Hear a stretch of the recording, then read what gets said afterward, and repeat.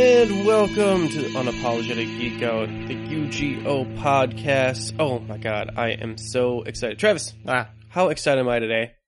About the same as usual, I think. I don't know, it's hard to tell. Really, that? Like, am I constantly this excited? That's not good for my heart. Well, today... You're kind of like one of those screaming car salesmen. I worry about you. Wacky inflatable tube man.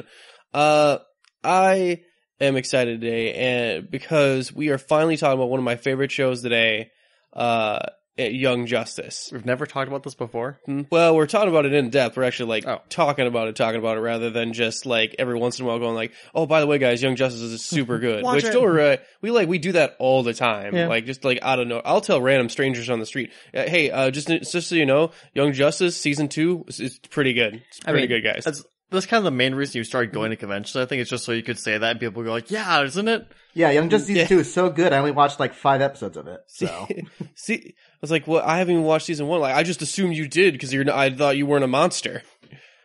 But yeah, who's talking about the young superheroes today? Why, it's me, Nick, the Merc with a mic, and my fellow Unapologist, Travis, and of course our news correspondent, Mr. Justin Zarian. So, yes, indeed, we'll be talking about Young Justice today with a Rich, I believe, who runs the Young Podcast, or the Young Justice podcast called Whelmed. That's on iTunes, and that's available. I think they've actually run through, I think they just recently finished up the whole series, going through it episode by episode, giving analysis and all that sort of fun stuff. Yeah, it's a fun show. Like, they actually they break up the episode into segments based off of the show segments. Like, they call the talking, let's see, right after they get done talking about the plot of the episode, they call it Feeling the Aster. And then, the Canary debrief is like going, super into like, some of the character stuff that's happening. Like, I don't know, it's real fun. It's real fun. But before we got getting into that, we got, of course, the news of the week, the geeky news we got to get to, and we're gonna try and do trailer talk again. We haven't done it in like 2 weeks, so we let them pile up on us, so that's not good. We gotta clean house a little bit. But before even that, we of course want to just give everyone announcements on how they can help out. If you are listening to the podcast right now, if you want to help out the podcast at all, you can subscribe to us on iTunes. You can give us a review on iTunes. Give us one of those 5-star reviews, and we will read whatever goes on the air word for word. That is my guarantee. And yeah, and if you'd like to, just follow us on our social media and stuff, that's, UGO Podcast on Facebook, at UGO Podcast on Twitter. Same thing for our Instagram. Keep an eye on that as we do the convention stuff in the spring. That's going to get a lot more active. And as far as the podcast goes, I'm actually looking into getting very much more extensively into it as we start to set up booths and stuff for the the vendor stuff that we're going to do, like selling merch and that sort of thing at the conventions. Mm-hmm. So I'm like kicking that up into higher gear. I'm currently looking now for some artists to do commissions work for us. If you've got video editing skills, audio editing skills, I might be looking into that very, very soon.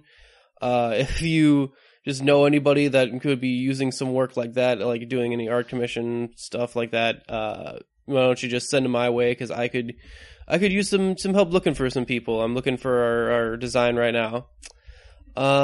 Also upcoming, we have Netflix and Kill. This week is going to be, or this next upcoming Monday is going to be a fun one. We're doing Small Soldiers. Oh my god. Definitely check out our other show for that. We're going to be doing that with Jonathan Romo, and I had a real fun time recording that. That was a good one. You probably had more fun than watching the movie, to be fair. So that movie's hilariously fun to watch. Come on. Who doesn't want to watch Barbies murder people? Yeah, having just rewatched it like 2 weeks ago.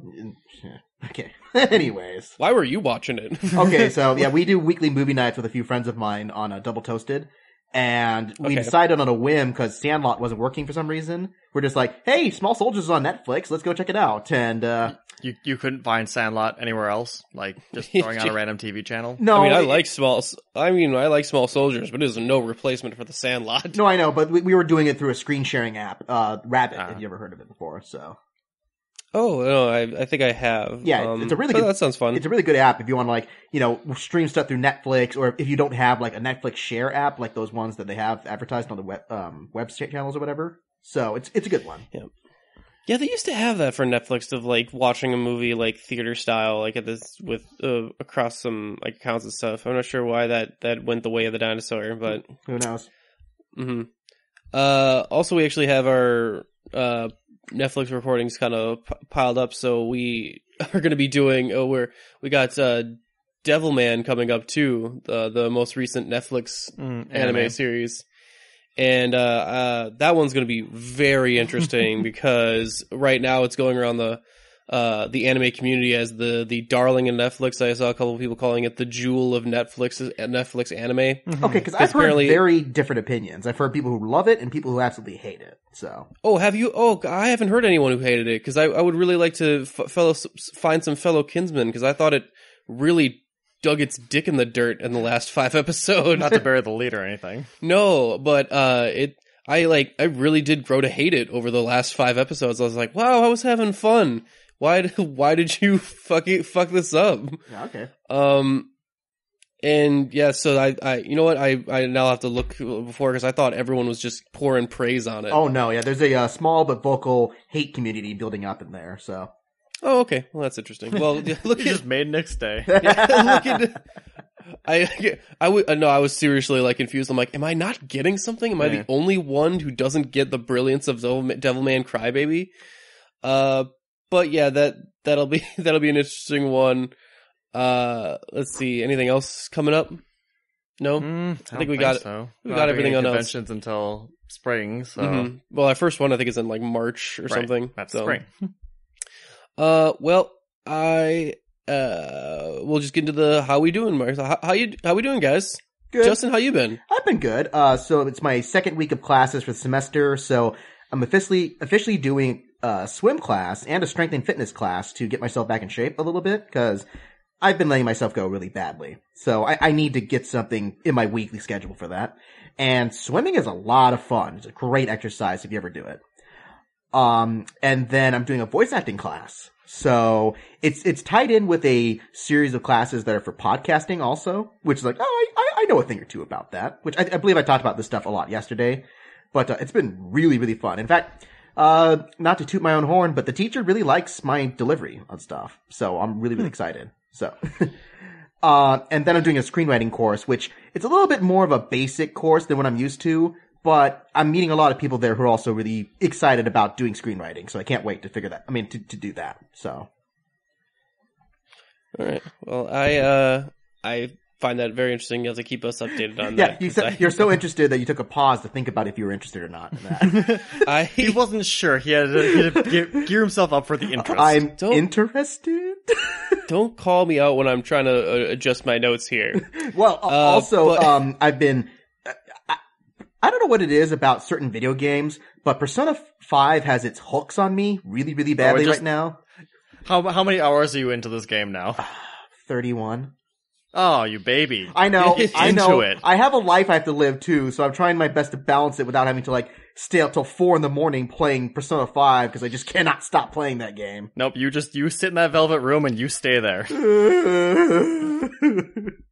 Yeah, going off our last show for our podcast show, apparently you've been into the How Did This Get Made? Yeah, I wish there wasn't a paywall on all the episodes, but... Yeah, there's a paywall on a lot of the first couple stuff here. Yeah, and those are the ones I really want to listen to, like Old Dogs. I want to hear them destroy Old Dogs. That'd be amazing. But I really like a lot of the stuff that I'm listening to. Some of them are kind of... It feels like it depends on who the guest is that week, if they have a good show or not, because sometimes their guests are really funny and really insightful.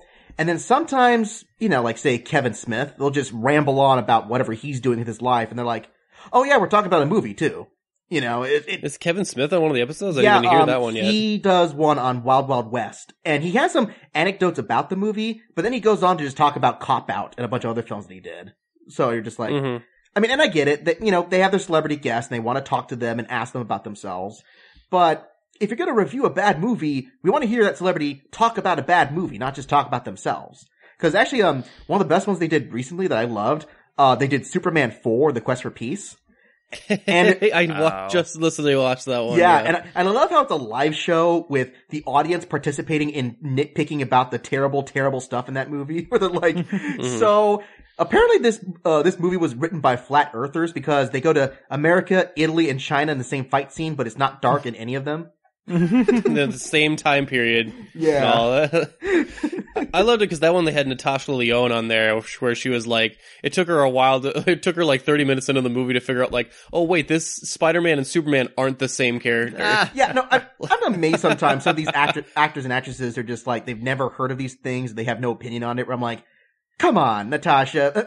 And also, Natasha, she's surprisingly much more, Brooklyn than I realized. You know, yeah. She's got that accent like that kind of thing. I'm just like, wow, that's not something she just puts on for Orange is the New Black. No, I knew she wasn't Russian, but I'm like, wow, that's a really heavy Brooklyn accent she has off camera. I like that one a lot too. You telling me he kisses someone so hard that they forget the last couple days he was kissing? Oh, and also, what? What was it? They were talking to stuff like, so, apparently Lex Luthor is a fugitive, but he can co-sign on an apartment with no hassle, and Superman's just like, yeah, you're cool, no problem. You broke out of jail. Yeah, Superman 4 is really bad, you guys. Yeah. It is. It's like, during your screenwriting class, just show that as an example of like, maybe put a little more thought into some of your scenes maybe than try. this. Okay, and I'm gonna say this too, for film students, the more I start to interact with different film classes, the more I realize film students really don't know a lot about movies. You know, like they know about whatever's current and recent, but if you ask them about older movies like Superman 4, they'll have no idea what you're talking about. They're like, wait, you mean there's 4 of the Henry Cavill movies? It's like, no! No. The Donner ones, man. Yeah, well, okay, the last few were not Donner, but... Yeah. Well, you know, the good ones were the Donner films. Yeah, and then we got Superman 4 with the Masonry vision, as they called it. Yeah, he stares hard at the Great Wall of China, and it rebuilds itself after being destroyed. And we're not kidding. That is something that actually happens in the movie. Superman can repair walls by looking at them in that film. It's one of his lesser known powers. He does have a lot of powers, though, to be fair. Yeah, but, well, you know. And then wasn't that one the one where he could like tear off the S on his chest and throw it like a weapon or something like that? I forget. I have not watched Superman 4 in a long time. Yeah, I can't remember. One of them he can do that. I'm like, I'm pretty sure Superman cannot do that, guys. Come on. He just did. I don't know. I'm watching it. I'm seeing evidence to the contrary. But yeah, that podcast, I think what makes that podcast is Jason Mantzoukas. You know, him and, what's the main guy's name? It's, Paul Scheer. Scheer. Yeah, Paul Scheer. Right. You know, they are great together. Like, they have a really good back and forth chemistry with each other. And it's funny because I didn't recognize Paul Scheer until I'm like, oh, he's in The Disaster Artist. And then I recognized why they cast him in that, because they did a bunch of episodes about The Room on the podcast. And he's apparently a humongous super fan, so they just gave him a role. Mm-hmm. Yeah, so I'm like, oh, it all makes sense now. You know? Yeah.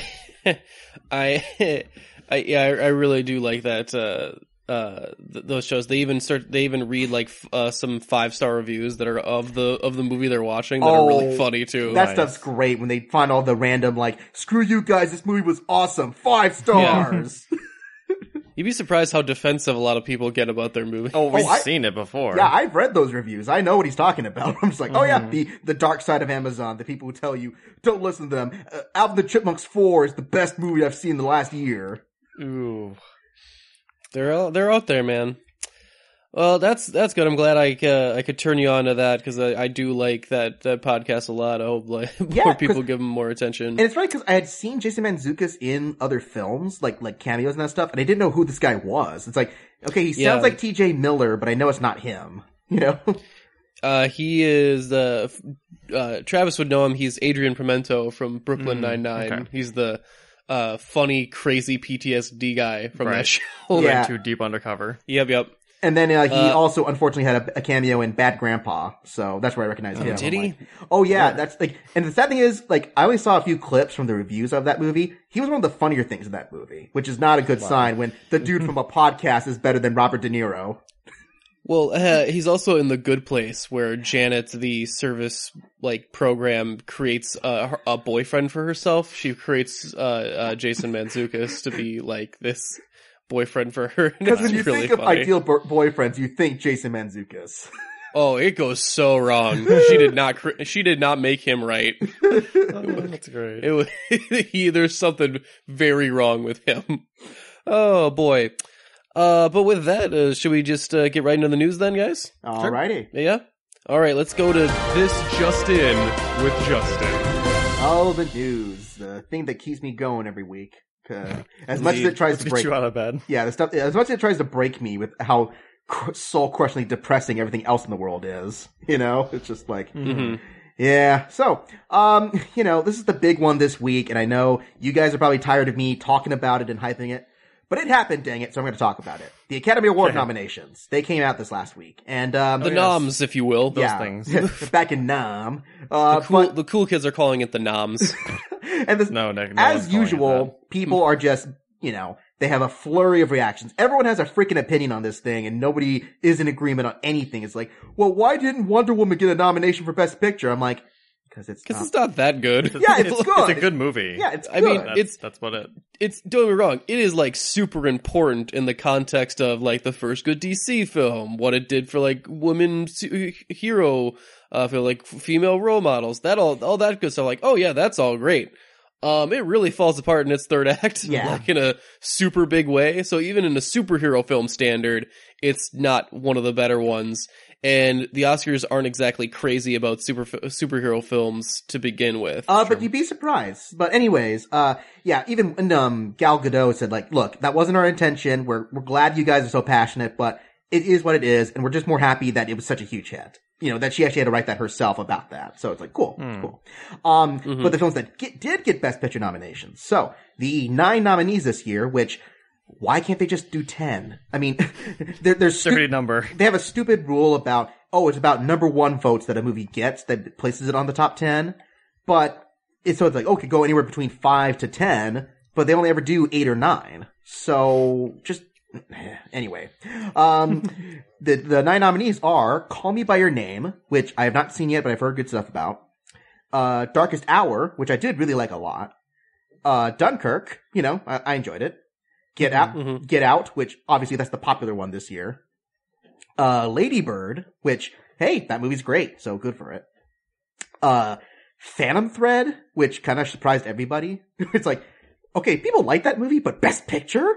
Then there's The Post, that Spielberg film, which, again, safe vote Spielberg.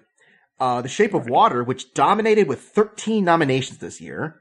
Nice. And then 3 Billboards Outside Ebbing, Missouri, which that's personally my favorite to win, but this race is so open that anyone could really win this year, There's no clear, this is the best movie kind of thing. Yeah, that's an impressive list. I think pretty much all those deserve to be on there. More or less. I mean, there's a few that, I'm the flag waver for Blade Runner, because that movie is freaking awesome, and I don't care what you guys say. Well, with the Academy, it almost has to be a consensus that everyone agrees that it kind of has to be a good movie. And that one, even amongst critics, it was split on how on if that was even a good movie or not. So I'm not surprised to not see it on. Yeah, there. But then you could say the same for stuff like Phantom Thread. There was actually, even though it's I did not see Phantom Thread, so that's the only one I'm not sure what its place is on there. Yeah, because it's got a high rating on Rotten Tomatoes, but there's no one who's really passionate. There are a few people, but there's still others who are it was fine, Well, maybe it didn't make anyone's number 1, but it was high enough on because it's an aggregate, right? Yeah, and then the Post also, I feel like the Post got in mostly because it's a political film about a current topic. It's okay, that one was Oscar bait too. Yeah, exactly. So, there's a few of those films like that. And even Darkest Hour. I think Darkest Hour is a really great film, but I wouldn't have been upset if it didn't make the Best Picture cut. I mean, Best Actor, it's going to win for sure, because Gary Oldman's freaking amazing in that film. But, yeah, it's okay, you're never going to please everybody with these votes, and the Oscars shouldn't, they're a consensus, just like Rotten Tomatoes, just like anything that aggregates votes and scores and that stuff. They're a consensus among people who vote on these things. And if you disagree, that's fine. You can disagree. Fuck off. In nicer terms, I'm trying to be polite, man. Come on. No, just fuck off. But so politely, fuck off. Do it in a British accent. Okay. Oh, my good sir, I would tell you to go and screw yourself. But there's actually quite a few fun facts that I could go through here. If you don't want to go through the full nominations, here's some fun details. So Logan actually got a screenplay nomination for Best Adapted Screenplay, the first superhero movie ever to do so. Nice. Well, I mean, that actually makes a lot of sense to me. It adapted a very hard story to do with, since they just didn't have the rights to show a lot of stuff from like the original source from the Old Man Logan storyline. Well, I mean, they compounded like several comic books into one, to be fair. So, well, they really only like took Old Man Logan, the basic gist of it, and then like basically did their own like Clint Eastwood story in the end of it. And I don't know, like I thought it was like a really good, like, wow, this is a great spirit of it while being its own thing. And if you want to go back and look at the comic, it's like it's very different, so you're getting a different story, but I think the emotion is still like they got captured in there of like this dark kind of last hurrah for this character. I'm actually kind of, it's so good. I'm actually like, I don't want to see Hugh Jackman as Wolverine anymore. I'm kind of ready to see someone else. Yeah, no, I think it's a good capper for the story. Just let it be. So then Christopher Plummer made it for Best Supporting Actor after replacing Kevin Spacey in All the Money in the World. And wow. Yeah, no, shockingly, he is the oldest acting nominee ever now at 88 years old because of that.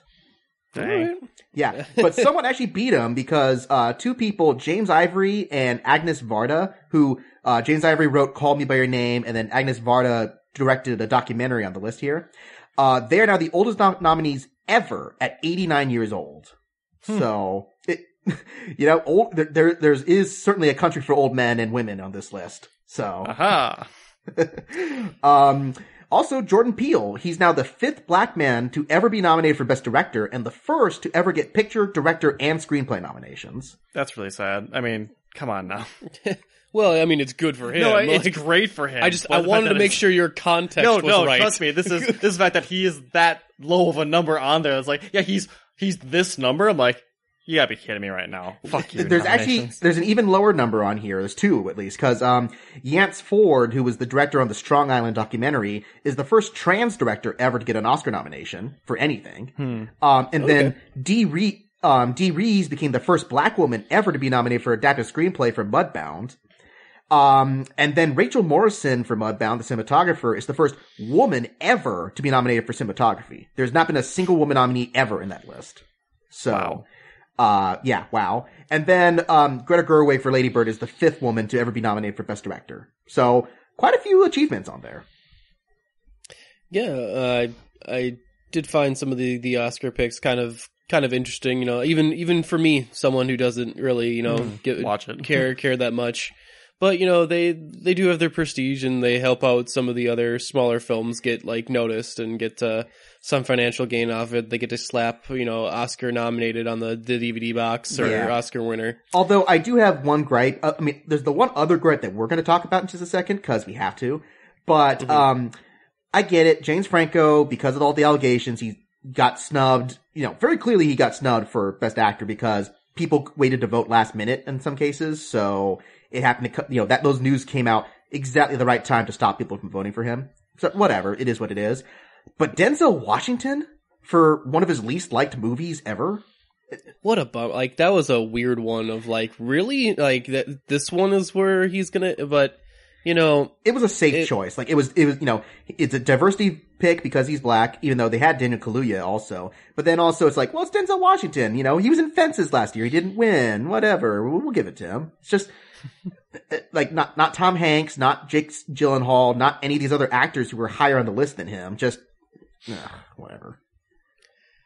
Yeah. Well, should we get into my main gripe of the Oscars this year? The one that everybody's been talking about? Yes, let's do that. All right. So, would you like to read off for me, Justin, if you got it in front of you, the list of the animated nominees for this year? If I have to. Yes, the best animated feature films. I am scrolling down here. Here we go. Well, the big gripe is the first one here, The Boss Baby. Are you fucking kidding me? It's pretty disgusting. One that I'm glad that got on here is The Breadwinner, because dang, that movie's gorgeous to look at. Sure. Coco, obviously. Ferdinand. Should be. Okay. Ferdinand, the bull one. Yeah. I didn't even remember seeing any actual commercials for that movie ever. Yeah, and then Loving Vincent, which is also a foreign film. And, good friend of ours, Maciek Kerr, who's on One of Us, he's a big commenter there. He's Polish, and that's a big Poland, submission for them. So they're very proud about that. So. Mm-hmm. Yeah. But, okay, so here's something also about that. The Academy implemented a new rule recently that said like, oh, well, only people in the animation categories could vote for that back in the day, but we're thinking about opening it up to everybody. And you can see the problem is we start to see more of these lesser popular films get into there because nobody watches the smaller animated films that deserve to get recognized. So yeah, we might not see even those two films, Breadwinner and Loving Vincent, on here because people only vote freaking Captain Underpants and the Emoji Movie next year. Ugh. God damn, that was disgusting. That is lame. You know what? I have a problem with people who vote on the best of thing when they don't watch like half of what's out there to begin with. Oh, and it's admitted too that Oscar voters don't watch everything, which is really stupid. I mean, if you're not watching everything, how are you? You know what? Never mind. We're not going to get into that. Okay, so Boss Baby and Ferdinand. Now, to be fair, I have not watched either two of those because I heard they were so bad that I didn't want to go watch them. Yeah, Like, what is the deal? Because they were recent, and people know that they exist, that they get on here. I mean, they both made money, and they appeal to kids, and Academy voters clearly have a huge bias against animated films because they think, oh, they're just for children, who cares, kind of thing. But then again, even the animation in those two movies is very subpar. Yeah, I argue that with people. They're like, oh, the animation on Boss Baby, it's so expressive and different. It's like, yeah, in really low quality. Like, I thought it's just ugly. It's that really everything is moving animation, like everything's over moving sort of thing because I don't know, like there's not any subtlety there. And so to be fair, I don't think the crop of animated films was like that fantastic this year. No, this was a really bad year for animated films.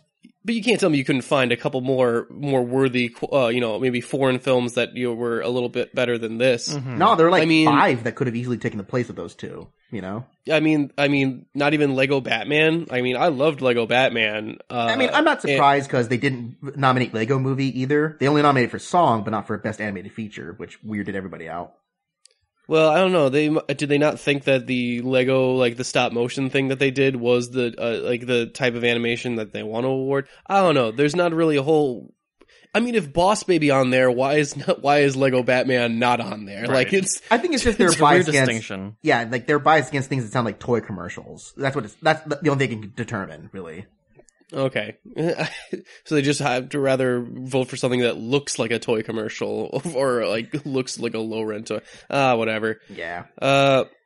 But yeah, that was the Oscar news for this week, right, Justin? Well, there's a couple details here. Just that they're going to implement a new rule to make sure that snafu from last year never happens again. With the envelopes. Sure. Yeah, they're they're having a new policy on that. That's still funny. The big news that just hit today, which again, because of the backlash of all the social movements, Casey Affleck has personally withdrawn himself from presenting Best Actress this year after all the allegations aimed at him last year. That's probably a good idea. Yeah, look, okay, I get it. People are still pissed at him because of all that stuff. And he did settle out of court, but people are not happy about that either. But I guess, he made a statement about it saying look, I don't want to make this a distraction from everyone else who's nominated. I don't want them to be angry. I don't want anything wrong with the Academy with that. So I will just remove myself and save everyone the hassle. That's at least what he said. So. Yeah, that was probably a good move on him because it was going to be really awkward him giving the Best Actress award, to be completely fair. Mm-hmm. So now I guess they're going to replace him with Christopher Plummer too to announce the award? Or I would totally do that. Is that just going to be the gag now? Just you need that would be amazing. Yeah. New meme. Plus, come on, Christopher Plummer could use the work. Let's just replace him with See if anyone notices. Oh boy. I mean, at least Casey Affleck, you have someone else who can enunciate better than him most of the time because usually he kind of talks like that. So when you hear the actress is nominated, he may not be clear. So no, don't get me wrong. He was my favorite performance last year. I don't care the allegations. He was the best actor of last year. But regardless, he does do that mumble thing though. This is kind of funny. Casey Affleck's just so sad. He's just like a sad puppy. And then Jordan Peele is retiring from acting apparently to focus on just being a director and writer. So. Go for it, dude. Yeah. Like I would say that it's a shame because I know he has great comedic timing from his work in front of the camera, but if this is what he's gonna give us, go for it. Like especially his writing, just the writing of Get Out and stuff, like where the screenplay, I'm like, man, this shit is tight, man. It is very good. I'm very interested to see his next project. Yeah. All right. So then from there, I could have talked about the Razzies, but the Razzies suck. So don't listen to them. Don't look at the nominees. Don't care. Should we? Yeah. We should care even less about the Razzies than the regular awards. The fact that The Snowman is nowhere on the Razzie nomination shows they don't actually care what the worst movies are. Anyway. Sure. Because I tried watching that. It was god awful. I haven't tried it yet, but I'm very curious to watch The Snowman. Horrible. So Black Widow is moving in development, and they're planning for a 2020 release date for it. So there you go. Yay! Like 4 years after it would have been relevant, but fine. Yeah, I mean, I'm sure Scarlett's a little busy, so they had to work something in there to get everything set in motion. But Hans Zimmer is coming back to score a superhero movie with X-Men Dark Phoenix, so he's releasing his self-imposed ban on superhero films after Batman v Superman. And that's the movie he's choosing to put his money into. All right. Oh boy. Yeah. Don't worry. With the Dark Phoenix, like third time's a charm, right? You never know. We'll right. I mean, yeah, it's a new director that time. No, not Brett Adler. What's his name? Brian Singer. He's not coming back. Yeah. So, New Mutants is confirmed for PG-13 and apparently will be superhero costume free to emphasize the whole thing. Like, yes, X-Men are serious. They don't do the goofy costumes anymore. But well, for that one, because they were supposed to be like these inmates at the asylum, I'm not too bummed about there not being costumes. No. Plus, a lot of those heroes, like Wolfsbane, doesn't need a costume. She's just a giant wolf creature. Which I'm more surprised by that news that was a few weeks back that it's being delayed to 2019. Really? Yeah, because apparently, their excuse at least is that they saw the film and they went through it again. They're like, you know what? It's not scary enough. We need to make it scarier. Okay. So at least that's their excuse for why it's getting such a long delay like that. All right. We gotta make it so scary that it's PG-13 now. What? I know. I don't get it either. Gotham, our favorite show, is going to return from its mid-season break on March 1st. So. There we go. There's no news. Got ham. Yeah, there's no news about it getting renewed yet, but people are suspecting that the Disney Fox deal is going to help it, keep going on air for a while. Because at least it's got a dedicated fan base despite the ratings. Mm-hmm. Yeah, so. Not sure. It's in one of those weird limbo worlds where I'm not sure where it could go. It could go either way. Yeah. Yeah, exactly. The CW has imposed a new limit now that they will not air more than 4 superhero shows at once during their runs. So I'm assuming that means they're going to stagger the seasons out a little bit more so they don't, just oversaturate everything. Yeah, I mean they're starting to get known as like the superhero network. So I did catch up on some of the when they came back, the superhero shows, the Flash, Supergirl, and I just caught up on Black Lightning. So that's pretty interesting. I actually really liked Black Lightning. Man, I love Black Lightning's costume. It's really cool. Oh yeah, He's got this whole light up thing going on with it. It's a little goofy looking, but it's pretty striking at the same time. Mm-hmm. Yeah. Very, very 80s superhero. I like it. Yeah, which that's the excuse at least is like, okay, look, it's been a long time since he fought crime. Of course his costume's gonna look ridiculous, But, then there's also a new person joining Krypton, that TV show is coming out, which apparently has actually convinced some people that new trailer just came out. It might actually be good. Wow. Yeah, we might talk about it in a trailer talk, but apparently this trailer is pretty good for Krypton, which I find very hard to believe. Yeah. Yeah, no, even Chris Cox kind of changed his tune, watching it. But, they're gonna add in Jaxer, the character from the comics there, but it's gonna be gender flipped, where it's it's being played by Hannah Waddingham from Game of Thrones. So, that's cool. I don't know who this character is, but sounds exciting. Going from there, we have, Matt Ryan will return as John Constantine for Legends of Tomorrow as well. All right. Yep. And then season 3 of Legends of Tomorrow will feature a young Barack Obama as a character. At least for one of the episodes. So, that's gonna be. He gets onto the team and starts fighting as a new superhero, the presidential candidate. Well, they're losing a black character with Firestorm, so hey, young Barack Obama as a new superhero team member. Which apparently they're suspected that Kid Flash is probably going to be the new character for the show, which I wouldn't be surprised if that happened. I think he is going to come on as a regular, which makes sense. They need to stick him somewhere. He's not really doing much on the Flash. Yeah, they need fewer speedsters on the show. So, and then Mission Impossible 6 is now officially titled Mission Impossible Fallout. So that's cool. It's apparently tied into events that happened in the fifth movie, and yeah, there's going to be even more crazy stunts because there's a big photo of Tom Cruise doing some improbable thing on the article that was posted to it. So, yay. Mission Impossible movies, they never change, and yet they get better with every movie.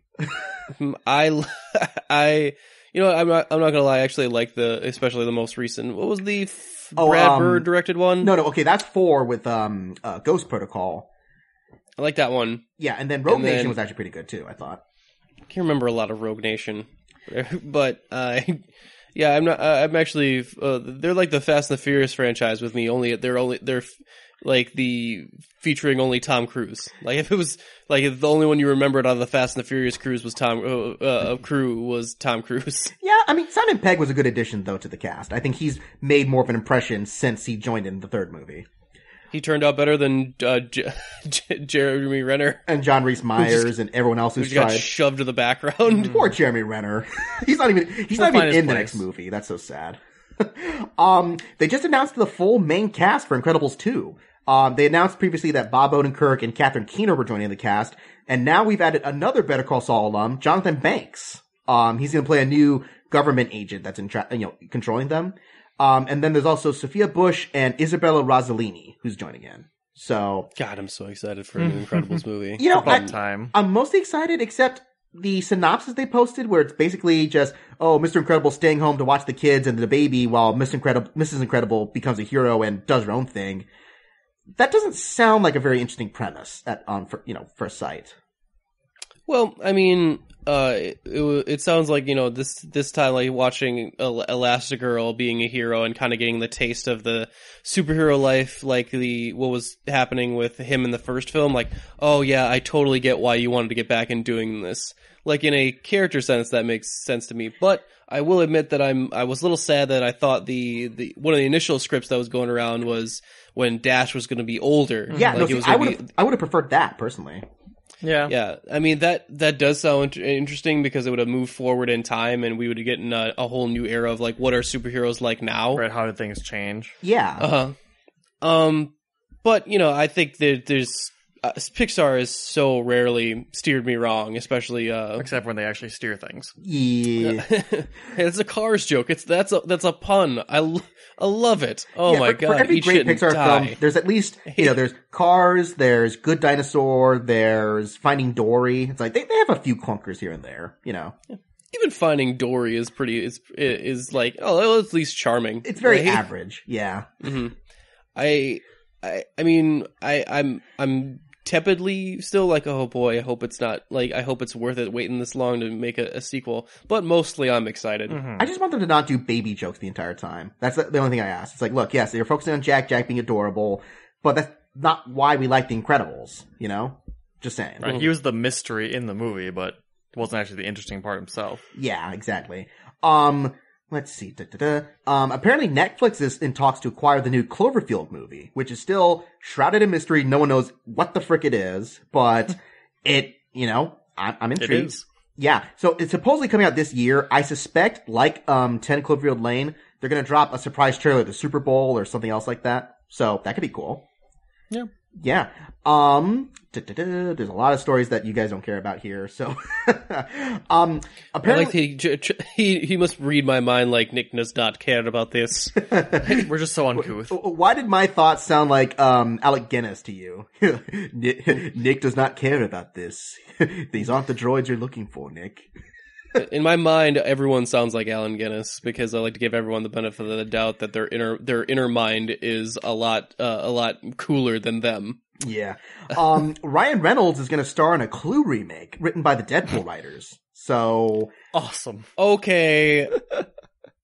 I'm into it. That's amazing. I don't know if Clue needs a remake, but I'm intrigued. I don't know if it does either, but like but this sounds that fun. sold it on me like automatically. I'm like, nope, love it. I mean, okay, I'll watch it. I'll give it a shot. Yeah. On that note too, other game stuff. The Uncharted movie is getting a rewrite now from the one of the writers and producers on Agents of S.H.I.E.L.D.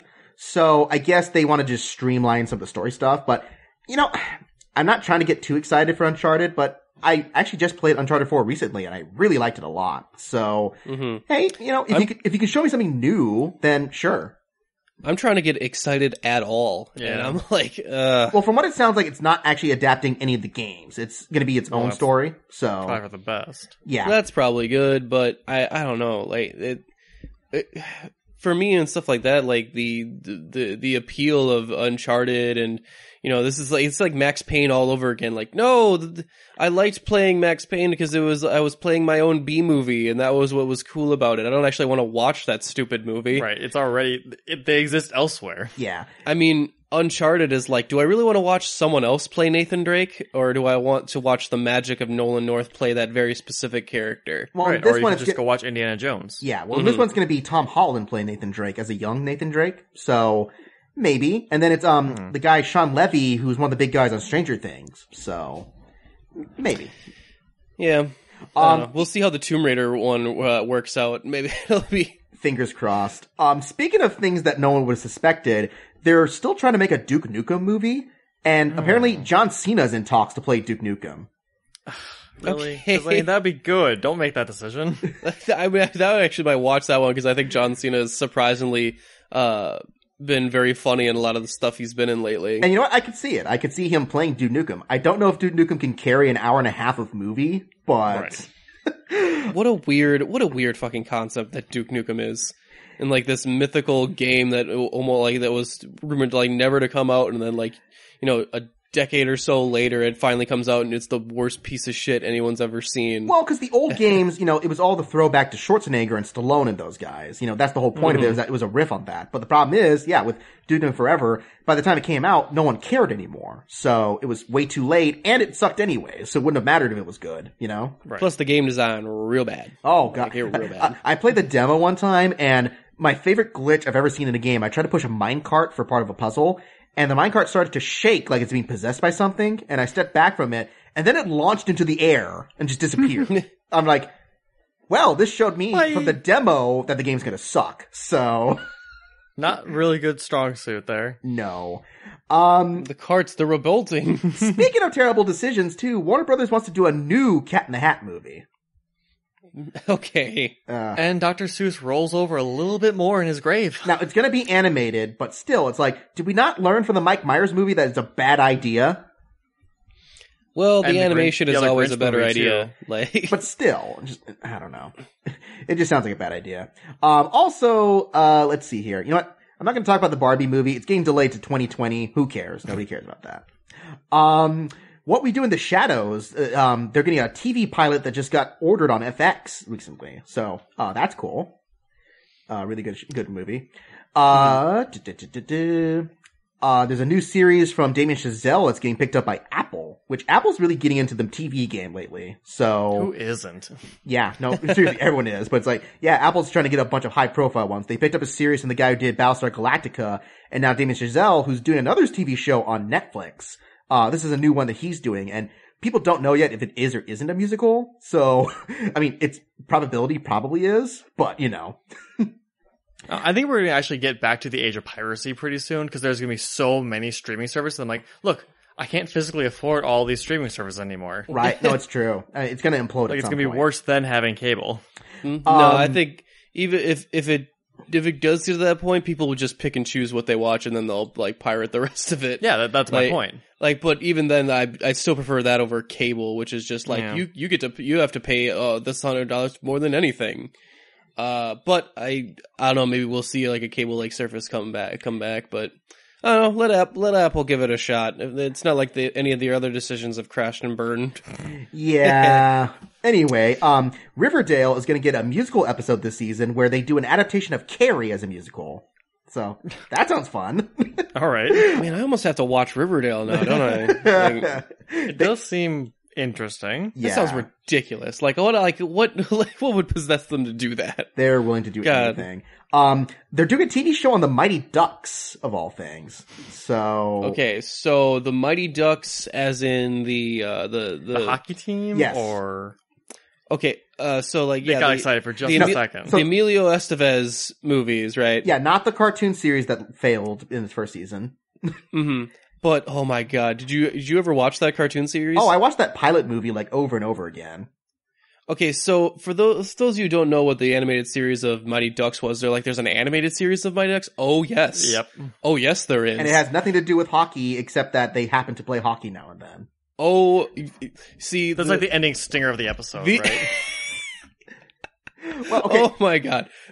Yeah, basically the idea is that the ducks are aliens who live on another planet. Like they're actually a planet of ducks who are obsessed with hockey for some reason, and they get invaded by a bunch of lizard guys. Well, you see, they play hockey to up their skills when fighting their new alien overlords that come to invade their planet. And because they're such good resistance fighters, they travel to Earth after some mishap because that'll help liberate their planet. But and like they even have a mask of leadership that's a golden duck, like hockey duck mask. Yeah, it's the one from their logo. So pretty much just to say, hey, look, remember this thing from our actual logo for the Mighty Ducks. So yep, it is a doozy of a show. Like I remember liking it as a kid, but thinking back on that show, I'm just like, we liked a lot of things as a kid that we shouldn't have. Dude, the villains were Tim Curry and Clancy Brown. Okay, that's pretty awesome. I forgot about that. Right? And then there's that shape-shifting chameleon that's just there to make celebrity pop culture references.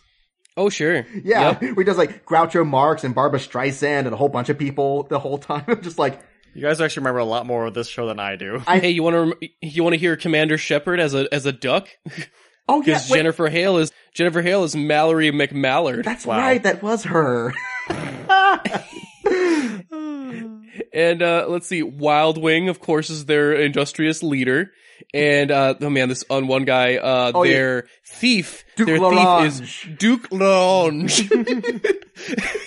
Oh, it's such a strange Man, show. I want to watch this show again. I'm gonna take you know what, finish up, Justin. I'm gonna take a quick look on Amazon, all right? Yeah, no, we need to there should be like a watch with me that we should do for the first movie or something like that. But the first face off, Justin, get the subtitle right.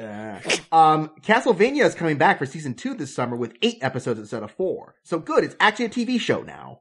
Okay. Is that just a movie split into 4 parts? Yeah, maybe I should actually watch that. No, I think we should do it for Netflix and Kill one of these days, because it basically is a movie. Yeah, we should probably run it for Netflix and Kill. It's a pretty good, it's a good show, except that it's only 4 episodes. But other than that, it's like, yeah, of video game adaptations, it's probably the best movie, quote, quote, that we've had, Mm-hmm.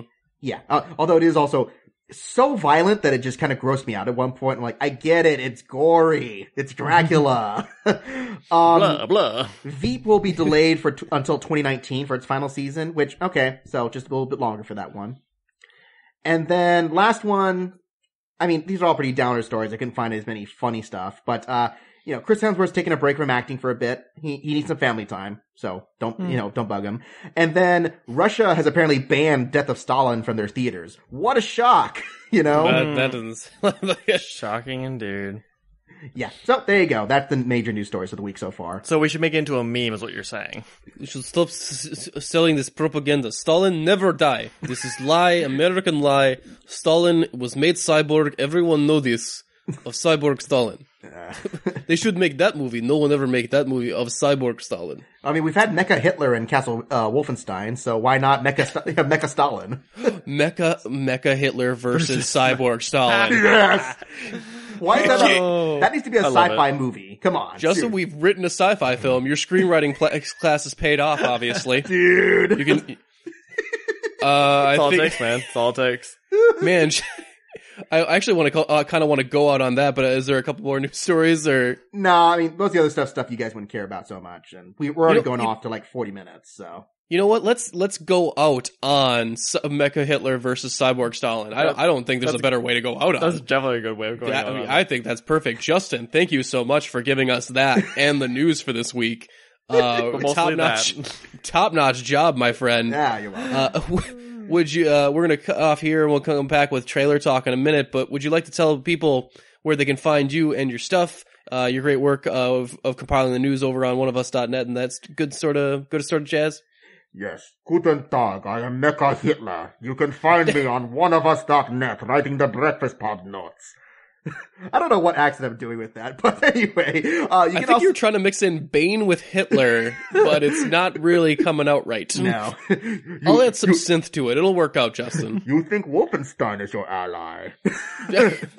But I also do a weekly podcast on the Academy Awards called the Eye on the Prize, where we talk about, all the stuff leading into and following the Academy Award nominations, leading up to then the main ceremony. So we're going to record a new episode hopefully Friday if we can work out our schedules. And we're just going to, just do a thorough dissection on the majority of the categories and talk about, who we think might be the early winners, what could happen, will there be any other scandals that'll sabotage someone else's chances at winning, I mean, in this climate, I would assume yes. There's probably going to be stuff during the ceremony. Yeah, during the ceremony, yeah, someone's like, I can't believe, I was just backstage, and you wouldn't believe who just got handsy with me. Unbelievable. Oh, gosh. No, that would be so sad. Just on the stage announcing, it's like, I'd also not like to thank this person because of how he groped me that one time. I'm just like, Warren Beatty's in the background like, hey, at least it's not me fucking up again. Man, Warren Beatty and Faye Dunaway are just so glad. It's like, okay, at least all the hate shifted over to the fat Damon dude who got fired.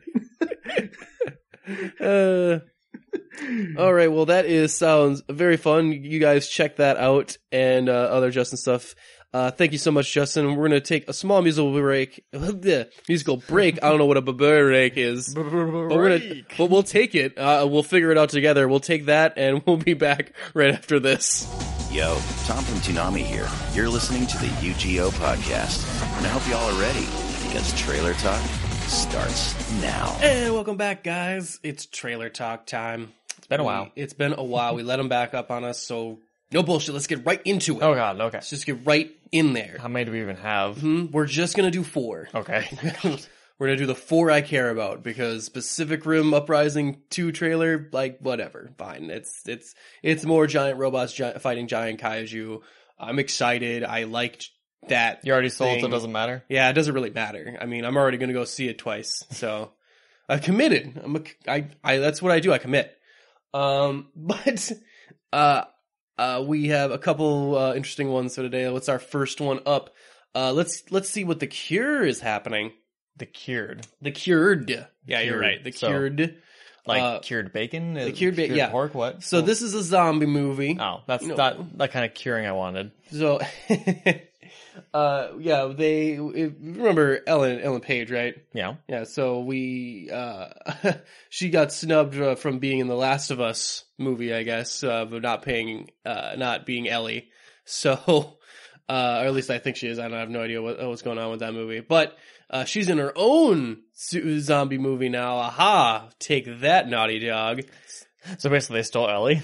They stole Ellie. But no, it actually reminds me of another specific zombie story. Let me see. Let me see if you can't figure out which one I'm thinking of. In the show, it's subtly taking from another certain show, like just a few things, a hint, just a hint or so. But we'll let Travis see for himself. Okay. What if you're really dumb when I can't guess it? There was so much chaos after the outbreak. It was 2 years before we could begin to re-enter the city. What? We started to hear a rumor of a cure. Looked like a maze. How long were you infected? 4 years. You having any violent impulses? No. Your sister-in-law has agreed to take you in. Smile, Killian. Are you one of the cured? Yeah. Will you be sick again? Just looking at his mind like, man, that kid looks delicious. Separated.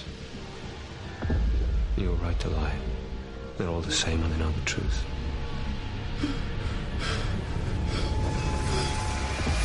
Just gotta hatch it. We need to look out for each other out here, okay? Sometimes I feel it. Screaming to get out. How could you take one in? Yeah, They're murderers. Virus seems to be called maze or something. So They want us all dead. We have to stop them.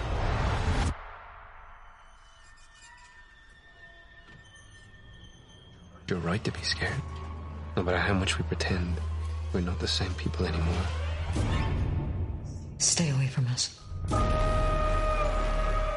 not going to be a part of this. You are the reason they're not safe. They hunt Fresh together. take. They decide who to kill and who to infect. They communicate in a way that we will never understand. By spelling, I guess. We need something that will make them listen. Something they're truly scared of. Babies. Thriller. We got different things of what we're going to do. Oh, God.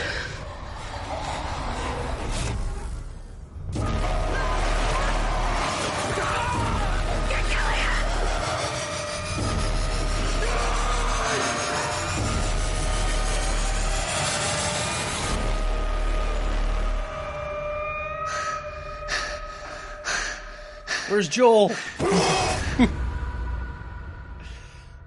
So yeah, it definitely seems to be like an action version of In the Flesh. Oh yeah, it is. So for those of you who have not watched In the Flesh before, In the Flesh is a BBC miniseries basically that I think it was going on for 2 seasons. Yeah, right? we never actually ended up watching the second season. Yeah, it was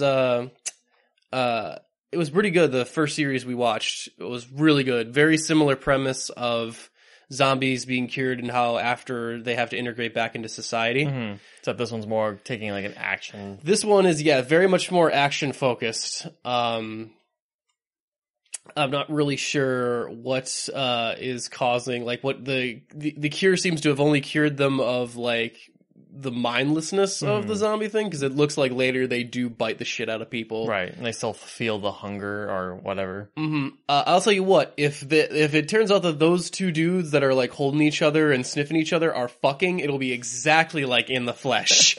Spoilers for In the Flesh. But it would be I mean, I'd be like, okay, come on, guys. But I do like it is creepy them like they have this whole new way of communicating or whatever. Yeah. I kind of like that they show some rabid zombies and that he can stand amongst the rabid zombies probably because he's Dead. technically infected or whatever. Or whatever. Or whatever they are. Yeah. So it could be pretty interesting to see like, oh shit, they're causing another zombie apocalypse, but those guys would be safe because they won't get eaten or whatever. Right. So I can kind of get behind that. Yeah. I like Ellen Page too. That's pretty good. A great actress. So I'm interested to see what works out with that one. I don't know. Like every time I think I'm kind of done with zombie movies, I was watching what probably looks like the third act stuff with the, jumping around military stuff and people in hospital gowns. And I'm like, yeah, I'm kind of into it. I'm willing to watch some more people get ripped up by zombies, I guess. Just never gets old. Guess not. They keep making more. It never dies. I'm done. It's over. It's over. We're done with the podcast. It's all right. It's over. But let's move on to our next one before we finish up forever. Make you a zombie. Let's see. We got Tomb Raider. Okay. Tomb Raider is up next here. So this is trailer number 2. Still iffy on this one, so. I'm sure this one will convince you, Travis. Oh, God. The soundtrack choice alone should convince you. Is it a slow cover song? Well, I mean, judge for yourself. Like, I would say it's an inspired cover. But let us, you know what? Without further ado, let's just let the Tomb Raider speak for herself. Bring it on. Travis is like, bring it. You cannot break me. I'm already broken. Can't do any more damage. I think I'm going mad. Lara, your father's gone. Yes, she has daddy issues. At some point, we have to face up to who we are. And I'm $1 Million Baby. I think I know where my dad went. That's right in the middle of the Devil's Sea. It'll be an adventure. Right next to Satan's anus. Not an adventure. Yeah, we've seen this scene already too. Mm-hmm. But have you heard it with this soundtrack? Laura, 7 years I've been on this island. Your father, he put me here. Now I see the likeness, the intelligence, the recklessness. What do you know about my father? I'm just as attracted to you as I was to your father. Laura, there was more to my life than boardrooms and business deals. There's an organization called Trinity. It's looking to start a global genocide. You know, I'm not watching this movie now. Like, on principle. You did this to yourself, movie. Laura. Promise me.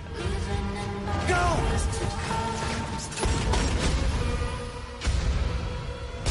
that hurts. Yeah. Ooh. Oh, jeez. Really? Ladies first. I think they slow down just a little bit. It's, Open the tube!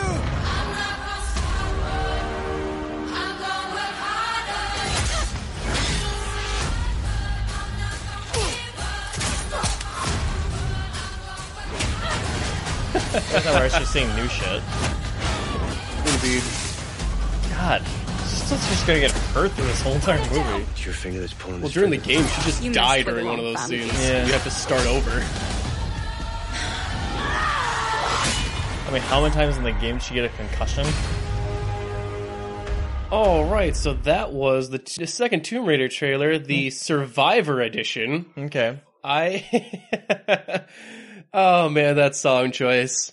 You know, like, for me, it almost works. Like, it's actually... It gets better as the movie trailer goes on, but it's just... It's still so ridiculous. Like, I thought we were done with this kind of thing.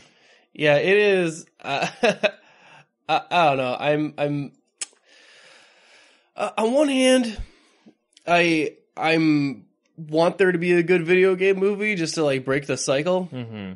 I mean, the action does look good. Mm-hmm. I mean, I love Walton Goggins. You know, I love me some Walton Goggins. I don't know if this type of video, like, man, maybe we should find something not unlike what Jumanji did with just like making fun of stuff, not of like based off a premise, not the actual like straight up from a movie. Yeah, I don't know, like, because Tomb Raider is to a lesser extent kind of like Uncharted, where it's the cool part about it is like you're playing a movie, like it is kind of more of its own thing, but it's still in that camp of like I don't know if like a not playing it would be as satisfying. I'm just not sure. And I mean, some of these things where I'm like, I would like a video game movie because like, oh, it's such a great story that many people will not play it. They're not into video games, and I'd like to share that with them maybe. But Tomb Raider and Uncharted, I'm like, yeah, but you could write any movie about this. Yeah, they're not exactly in video game storytelling. It's not exactly that special of like something we haven't seen before. I mean, they're fun, don't get me wrong, but they're not super unique. So, and also, could we not go so huge in the beginning, like, Laura, you need to save the world. It's like, it's the first movie, guys, and I assume you're going to make this a franchise, or trying to. And it's like, you know, maybe start it off with where she's just, you know... She gets trapped on an island tomb, and she has to find her way out with, like, bad natives that want to kill her. Generic storyline. You know, a survivor storyline, rather than, like, saving the world. But it's always that sort of thing. You always gotta... Go big or home. Go big. Yeah, I mean, even the first Tomb Raider game was pretty cool like that, where it didn't get really weird and supernatural until the very end. And I don't know. I'm still mad about, you know, the Asian guys like seeming to be the replacement for Sam, because it's like, I don't know. In the Tomb Raider game, that relationship came off like it might have been a little bit gay. So we got to make sure that character is a dude now, right? Doesn't come across at all. And I'm sure that wasn't the exact line of thinking, but I mean, at least he's a minority.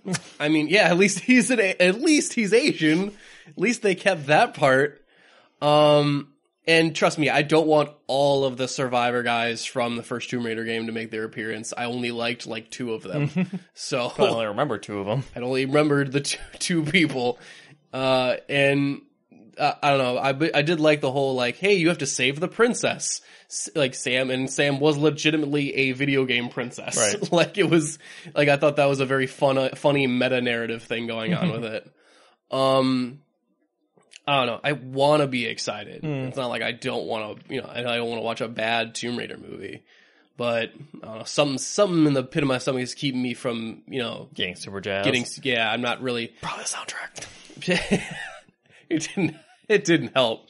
But you know what? We survived that one, Travis. Yeah. We did indeed survive that one. So what else are you putting me through? Well, what else could we not... let's see, what else are we going to have to survive through today? Our next one... should we watch Suicide Squad? No. Suicide Squad Hell to Pay? Okay, maybe. I was like, I thought you meant the David Ayer film. I don't want to watch that. No, the animated one. Okay. Oh, Assault on Arkham? Yeah, let's watch that. That's amazing. No, Travis. The new one. Maybe not as much then. Yeah, so this one is marketed as the first animated Suicide Squad movie, in which I was like, excuse me? Cause there's that Assault on Arkham movie, but no. Travis. It's my bad. I'm the dumb one. The Assault on Arkham is based off of the video games, which is totally different. This one is based off of the new, New 52 universe. This isn't even semantics anymore. This is just stupid. No, it's part of their new animated universe. That's what they meant. Fine. So, this one is part of the universe that includes, Throne of Atlantis, the Teen Titans movies, let's see what other one, the Justice League Dark, that sort of thing.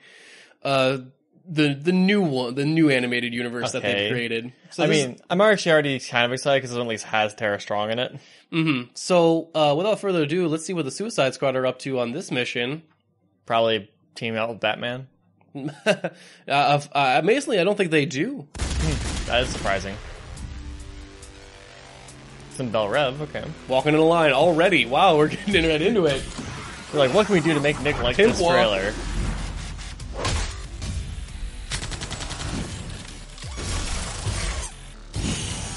Copperhead. Nice.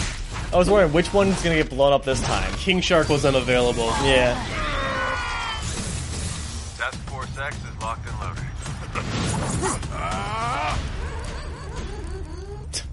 He's history's bloodiest tyrant. Find him, I'll slice a year off all your sentences. Oh, Vandal Savage. You'll slice a year? An immortal butcher. To go after the immortal dude. One more thing. This one's off the grid. You'll be dealing with me directly and only me.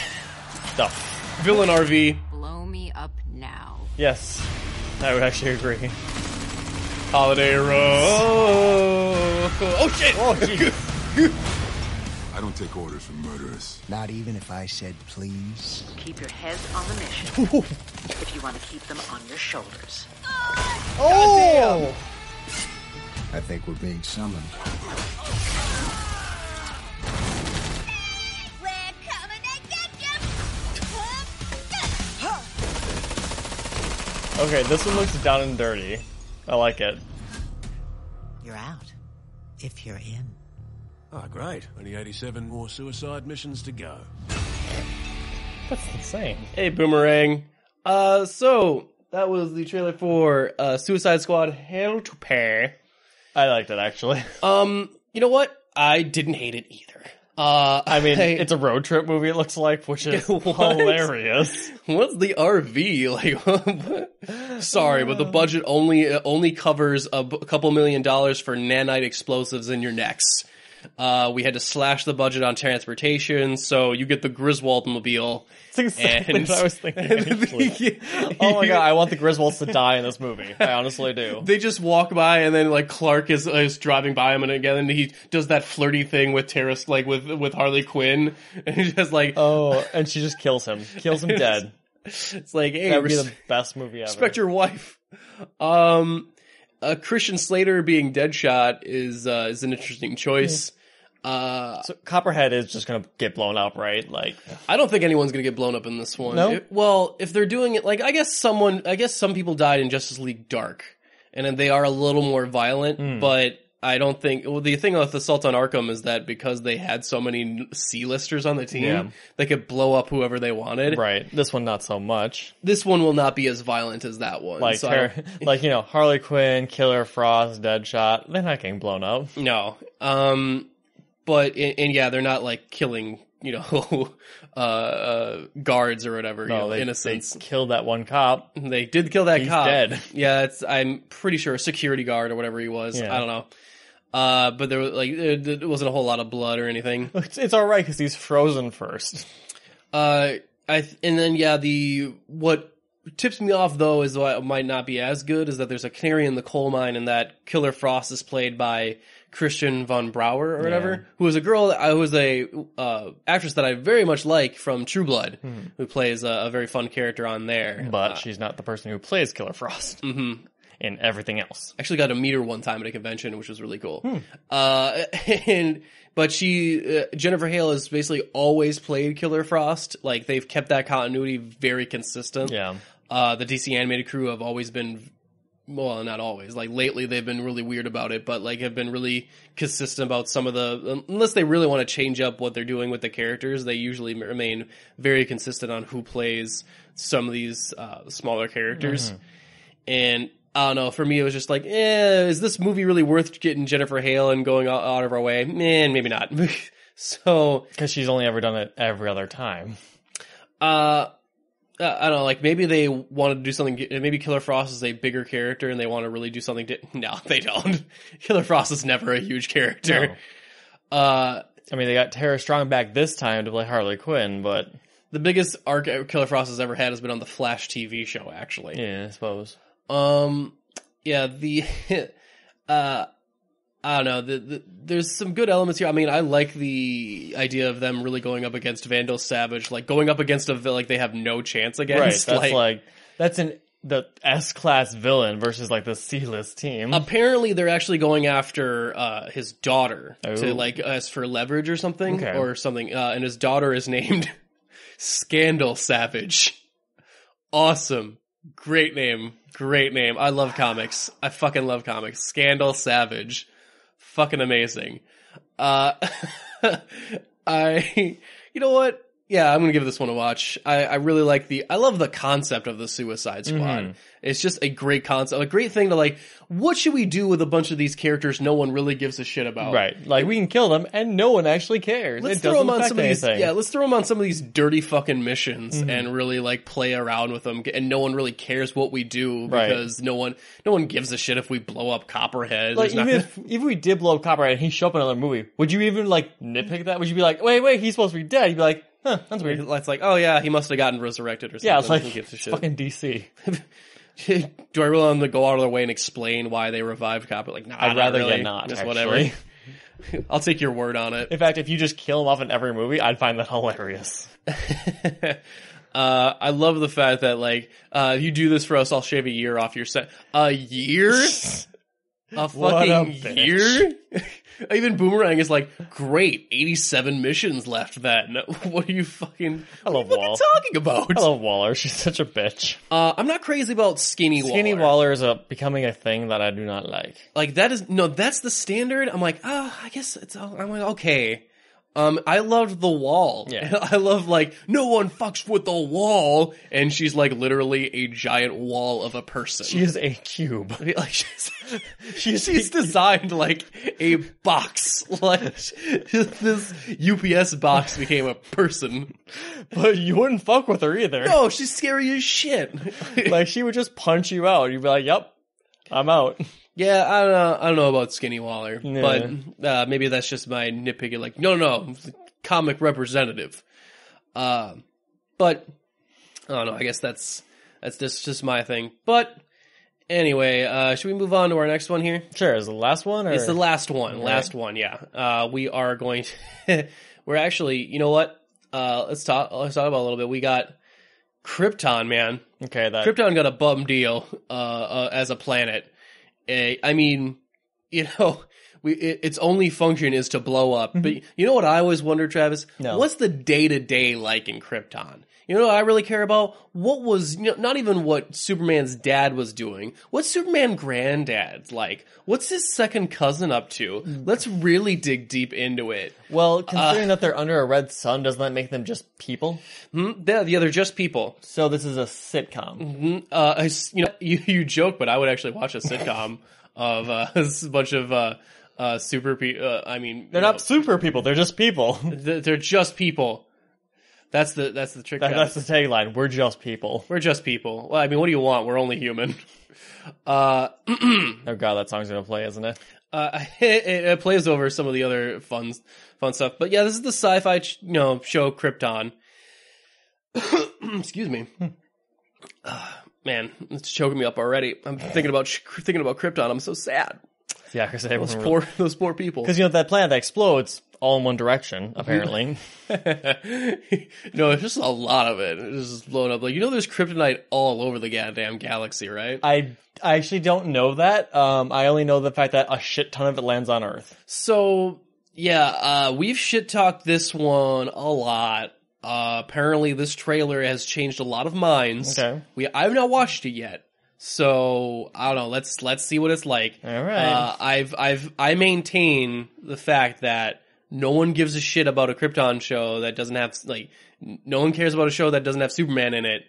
At least Gotham has Batman in it. I mean, Bruce Wayne is in the fucking show. Like, he's in there. Who knows? Maybe this will be another trashy favorite of ours. You don't know. It's sci-fi impress me. Let's give this one a shot, alright? That's a sentence never said by anyone. The story of my family is one of triumph and sacrifice. So you actually just walk around with capes normally? Okay. Against tyranny. Look at the same guy, one of the guys from Teen Wolf on there to play. Now it falls on my shoulders. I think so. I don't know. To save my world. And underwear from model. The future is coming to destroy Krypton. Because where I'm from, your grandson becomes the greatest hero of the universe. So how the fuck did that guy back there? So someone came from the future then? Yeah, Brainiac did.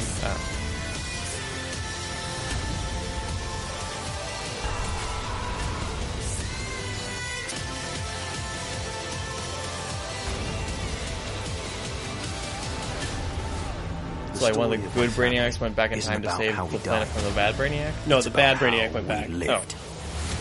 I'm not sure who the other guy is that warns them.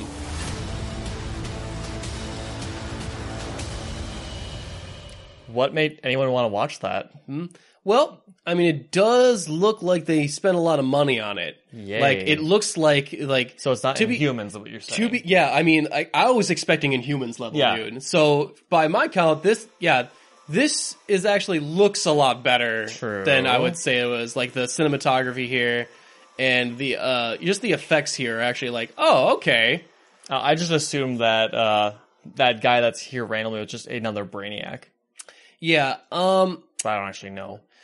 I don't know, like, if this is gonna maintain, like, apparently Doomsday is coming back as well, and we don't see him in the trailer at all. So yeah, I can see why some people were like, if your expectations are super low, like, oh yeah, okay. This looks like it could function as a movie. It doesn't really change because it doesn't really... It doesn't say anything. It doesn't really say anything about what the show is actually about, but I don't know, like, at least, like... like, if you took out the red cape and the S out of this, you wouldn't actually know this from any other sci-fi movie. I mean, it looks a little CW to me, too, of, like some of this stuff, like, looks right out of, like, the 100, or maybe some others of the other superhero shows. Like, there's the, the dark hallway, right. Like, I like that the stormtroopers here. I don't know, like, if it was based off of, like, what the Man of Steel movies are supposed to be, which I don't think they are. It doesn't look anything like them. No. I guess, like, it's sort of interesting to see, like, oh, what is Krypton like, and what is their technology like? And I'm like, yeah, I think I'm only going to be interested in that for about one episode. Yeah. So it basically has one episode to really capture me with whatever this storyline is about. I have a damn good pilot, I guess. Well, I always like it too because the one aspect I do like about it is that the guy must come to the past and go, okay, look, you have to make sure that Superman exists, so we have to save your planet so it can die in the right way. Yeah.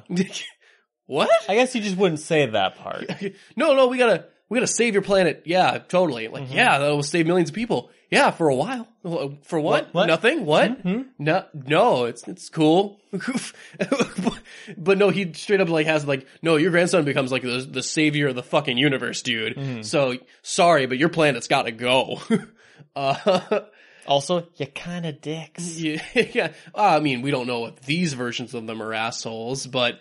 Historically, the previous versions have not been great. I mean, even in the fucking comics when they finally released the Bottle City of Kandor and they finally figured that shit out. Yeah, they basically just took over, right? It's like, yeah, why do we have to listen to these humans again? And it's like, well, to be fair, I mean, you are super people. There's not really anything holding you back from just taking this shit over. Sure.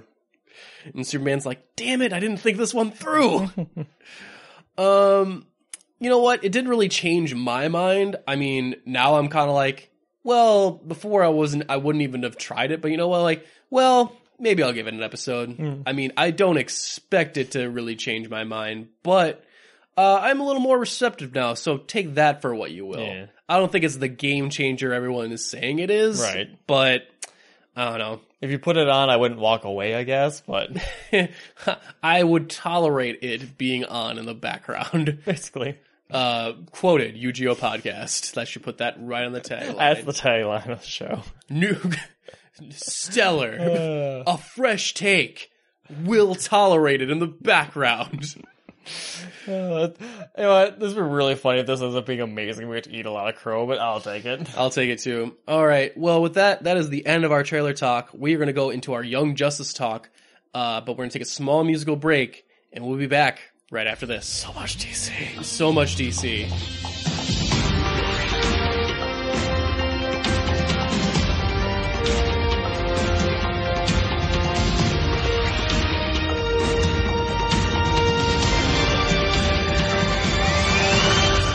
And welcome back to the UGO podcast. Travis? Yeah. I am so excited. You said that already. I know, but I'm really excited this time. Normally I'm just playing up for the audience, and I'm not... Normally I don't feel excitement anymore for my dead heart. That's fine. But we are talking about one of my favorite shows today. Mm-hmm. Young Justice. You might have heard us talk about it once, twice, 300 times. Every episode. Conservatively. For like the last 3 years. It's about 300 times we've talked about Young Justice. It's one of our favorite shows. And we hey, don't speak for me. Yeah, okay, so it's not one of your favorite shows. I didn't say that. I just didn't want you speaking for me. Oh, you were worried I wasn't going to express your love for it enough. I love it. Travis would sell his firstborn for the third season. In fact, I'm actually concerned that he has sold his firstborn since we are getting a season 3. I'm on like the fourthborn, honestly. Who keeps track? Fourthborn?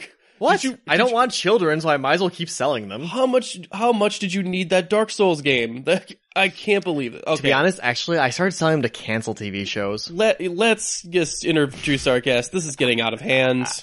I apologize. But yes, we decided to bring on an expert, a ringer, a person who does his own Young Justice podcast. Would you like to introduce yourself, our new special guest? I would love to. I'm just sitting here being entertained, so I'm good. You could just keep going if you want. I'll just get a free show. That's great. At least we're introducing one, or at least we're entertaining one person. That's great. That's my name from last time. My name is Rich Howard. I am one of the co-hosts of a podcast called Whelmed, the Young Justice Files. We are what sounds like by the title, we are a fan cast for Young Justice, but we do a lot more than just talk about the show or review the show. We've gotten through the original Young Justice run was 46 episodes over 2 seasons. We have now reviewed all 46 of those episodes, but in addition to that, we do other bonus content as well. So we have discussion sessions where I bring on people from different creative industries to come on the show and talk about a variety of things, their love of DC Comics, their love for the show, and we talk about a subject that is interesting to them that has to do generally with the show, or at least inspired by the show. So, for example, we had on a friend of the show, Quinn Wilson, who is the host of the Swallows of the South podcast. He came on the show, and we had a 2-hour, 2-part amazing special where he talked about the use of linguistics and psychology in storytelling. We also had some of the voice actors come on the show. Cameron Bowen and Eric Lopez from second season, and in the first season we had Jason Spizak and Crispin Freeman. Why did Crispin's name disappear from? I'm so flustered by Crispin. He's amazing. Crispin was our first guest, voice actor guest, and he happens to be a mythology scholar.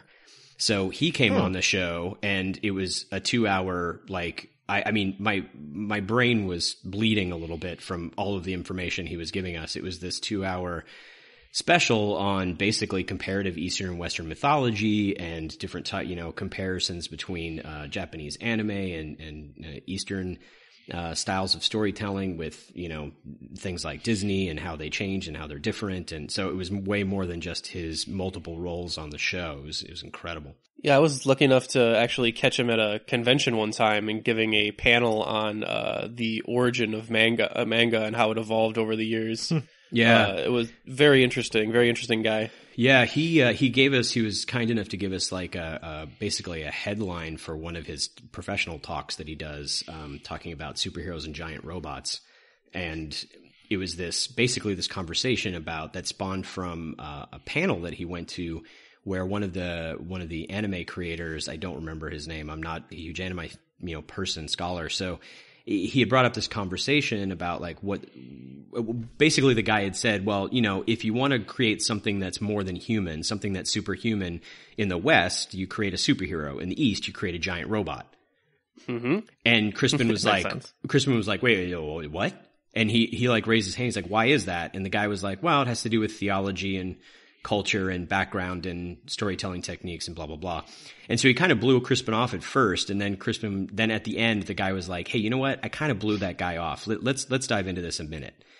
And so he was talking about the idea that like Western theology is, kind of born from the desert religions, right? The Judeo-Christian religions. So this idea that if something is more than human or even demigod-like, it's in the shape of a human that you can like walk around with. But in Eastern philosophy, particularly Japanese philosophy, gods are pantheistic, and the gods typically are not, they can manifest as humanoids, but typically they're forces of nature. And so the giant robots are more this manifestation of forces of nature, as opposed to a person with human relatable emotions. And so he goes into it like bonkers, because I just sat back and I was like, all right, dive into that. I'm just going to sit back and listen. And he went bonkers. So, in addition to the discussion sessions, we also do deep dives on character backgrounds and kind of talk about the origins of the characters from the comics and how maybe some of their storylines influenced the show, or how they were changed and tweaked for the show in our Secret Origins specials. And we just do a bunch. We have also done an actual play podcast of Masks, A New Generation, which is a role-playing game inspired by Young Justice, written by Brendan Conway for Magpie Games. And we did a Young Justice actual play that took place between season 1 and season 2. That was one of the best games I've played in 40 years of gaming. Wow. It was incredible. And our producer, Neil Powell, just blew the doors off of the sound effects and the music and it was nuts. So go listen to that. If you want another episode of Young Justice to listen to, I recommend you pop over and just check that out. So we do a lot on the show. We're way more than just a review podcast. And every episode we dive pretty deep into what is storytelling, what worked in this particular episode, what can you learn for your creative endeavors. So that's kind of the show. Yeah, I really enjoy it. I'm not all the way done with it. I just recently got acquired with it, and you've pretty much covered almost all of season 1 and season 2, so I've got a little bit to catch up on. But I do like your format and breaking up the podcast into segments, which have cute little names. I believe that the after dealing with what happened after the episode is like called Feeling the Aster, which is a reference to the show. That's pretty cool. Yeah. Canary Debriefs. Our segments are, so we have Hello Megan, which is where we just talk about like what the background of the episode, like when it came out, who wrote it, blah, blah, blah, giving credit where credit's due. And then we have Feeling the Aster, as you mentioned. We have, the mission briefing. So we actually talk about what happened in the episode, so people don't have to go back and rewatch it. It's kind of a highlight of what happened, so you can just get yourself caught up. We have the Feeling the Aster segment where we talk about what we liked and didn't like about the episode. It's 95% what we liked about the episode, but there's definitely one or two episodes where I was not thrilled with them, and we talk about why. The Canary Debrief is us talking, particularly usually me talking about some storytelling or gaming aspect of how you can incorporate, like why did they do certain things a particular way, based on kind of current modern storytelling theories and what you can take away from it and learn from it to apply to your own writing and whatnot. And then we had the Crashing the Mode section, and that's where we couch all of our spoilers. Because, guys, if you've only watched Young Justice once, you haven't really watched Young Justice at all. Like, there is so much stuff going on in the background of every single episode that leads into, like, hints in the very first episode of season 1 that hint at the finale of season 2. It's just absolutely insane how tightly this show is written. I mean, to the point where they had 20 hours of show, and we're pushing 90 hours of analysis on a 20 hours of show. So, and we're not stopping. We've got weekly podcasts planned until the season 3 starts. So we're not stopping anytime soon. Oh, season 3 is coming, baby. How did you first get exposed to the show? Because this is a show that kind of got buried, and like, because of its release schedule and that sort of thing, it did not get the audience I feel like it probably should have. So how did you first hear about it and stumble upon it? Well, I'm lucky enough to live in San Diego, so I've been going to Comic-Con off and on here since the 80s when I first moved here. And I seem to remember what happened was I was at con walking the floor, and I saw something about it. And I'm as I am hold as no secret on the show, I'm a huge Dick Grayson fan. And so anything that has Robin in it or nods to Robin, I'm probably going to give a watch. So I watched the original Teen Titans show when it came out, and I was a huge Titans fan back in the 80s. It was very influential on me. That Titans show was not – it got a lot of people interested in DC and into comic book stores, and I'm super grateful for that. But it wasn't the Titans that I wanted. So when I saw this Young Justice show come up, and it had a Robin and it had Kid Flash, and I was like, oh, I wonder what that's going to be about. In November of, I want to say 2010, they did the 2-parter, that was the premiere. They aired it on Cartoon Network, and I happened to stumble on it, and I was like, oh, it's a show I heard about. And I watched it, and I was like, wow, this is great. And I didn't have cable at the time, so I just bought this season on digital. And then, of course, it didn't come out, like, it was like months later before they actually showed the regular show. And then they had all kinds of, they had a total of 9 months worth of hiatuses in the first season. They also changed the air date and that kind of stuff, but that didn't really affect me very much because I just bought it on digital, and when it aired, it showed up in my inbox. Mm-hmm. And so I started watching the show, and I loved the show and thought I knew what was happening with the show. And then I started watching it for a second time and realized about 5 minutes in that the show is even more brilliant than I thought it was, because now I knew what was upcoming and what they were hinting at in a lot of these characters' dialogue and what they were scaffolding for the story. Even the first walk up to or even the first mission, like the first outing is defeating a bunch of freeze villains. Mm-hmm. Yep. Like a bunch of ice villains. And at first you think, well, it's just a thematic thing for all the sidekicks to defeat a similar villain with their hero counterpart. Right. And then when it comes up later in an episode during a jailbreak episode where all those ice villains got captured on purpose, you're like, oh, that makes sense. That's actually pretty cool. Yep. And at first you think these are like callbacks. And you're like, oh, because this is what happens in a normal show.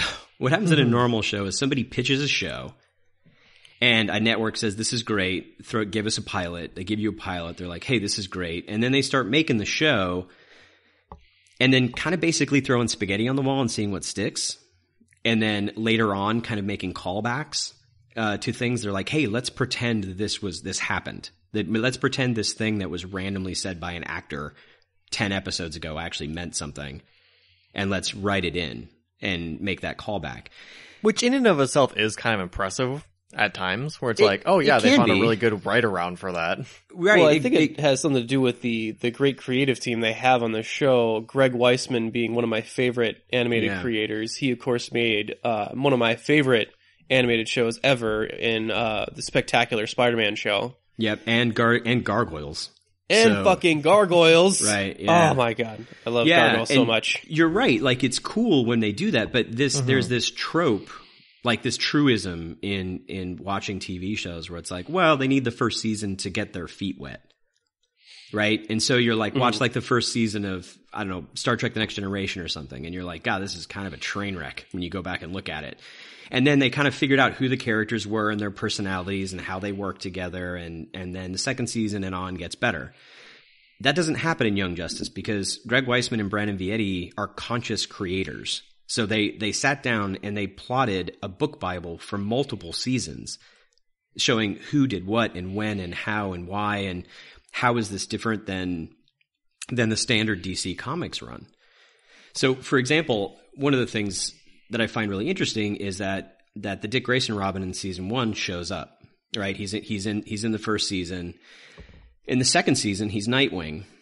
By the way, spoilers. I'm not going to hold back on anything. If you haven't seen the show, go watch it. Come back, listen now. Listen after you watch the show. It's been a while, guys. I mean, if you haven't watched Young Justice yet. But here's the deal, guys. Like, we have people who have never heard of the show hearing about it now because of the third season, and they are literally watching an episode and then listening to our review and skipping the crashing the mode section.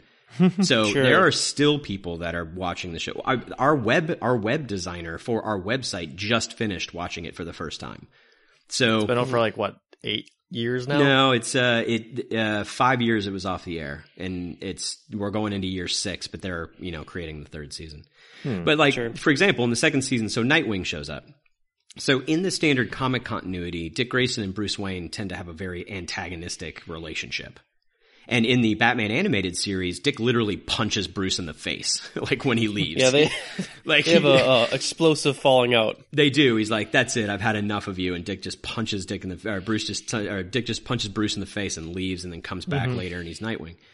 But in this show, I assumed that is what happened.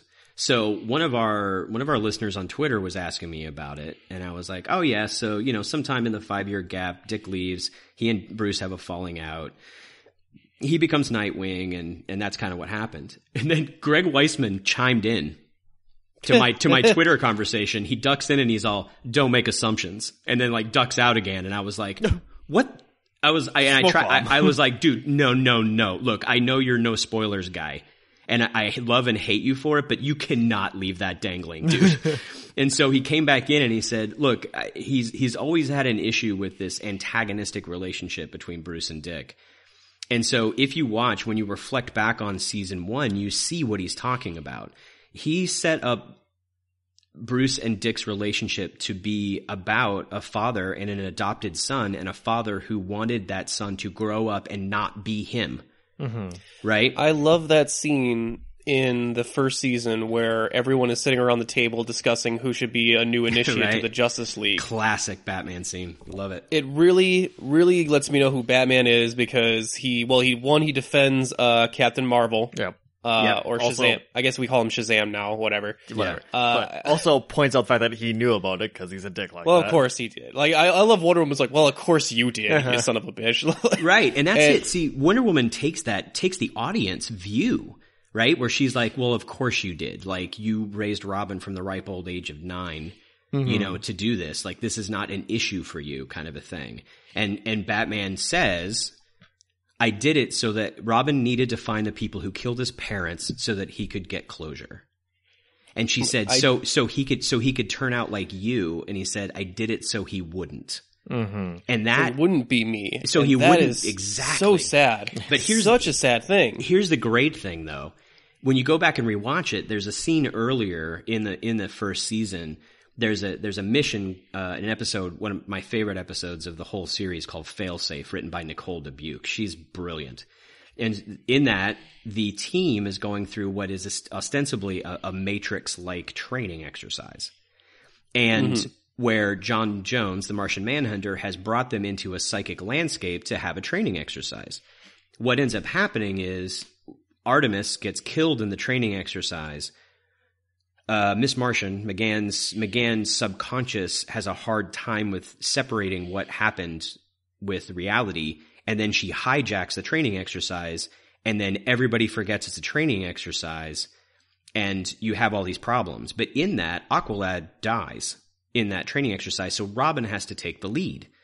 So Robin, in ostensibly his first mission as team leader, everyone dies. Like, no one survives at all. It's traumatic. And we can talk about why this particular kind of dream sequence works when other dream sequences don't. But my point is that the next episode, which was written by, Robinson. Oh, shoot. I can't remember his first name. Sorry, man.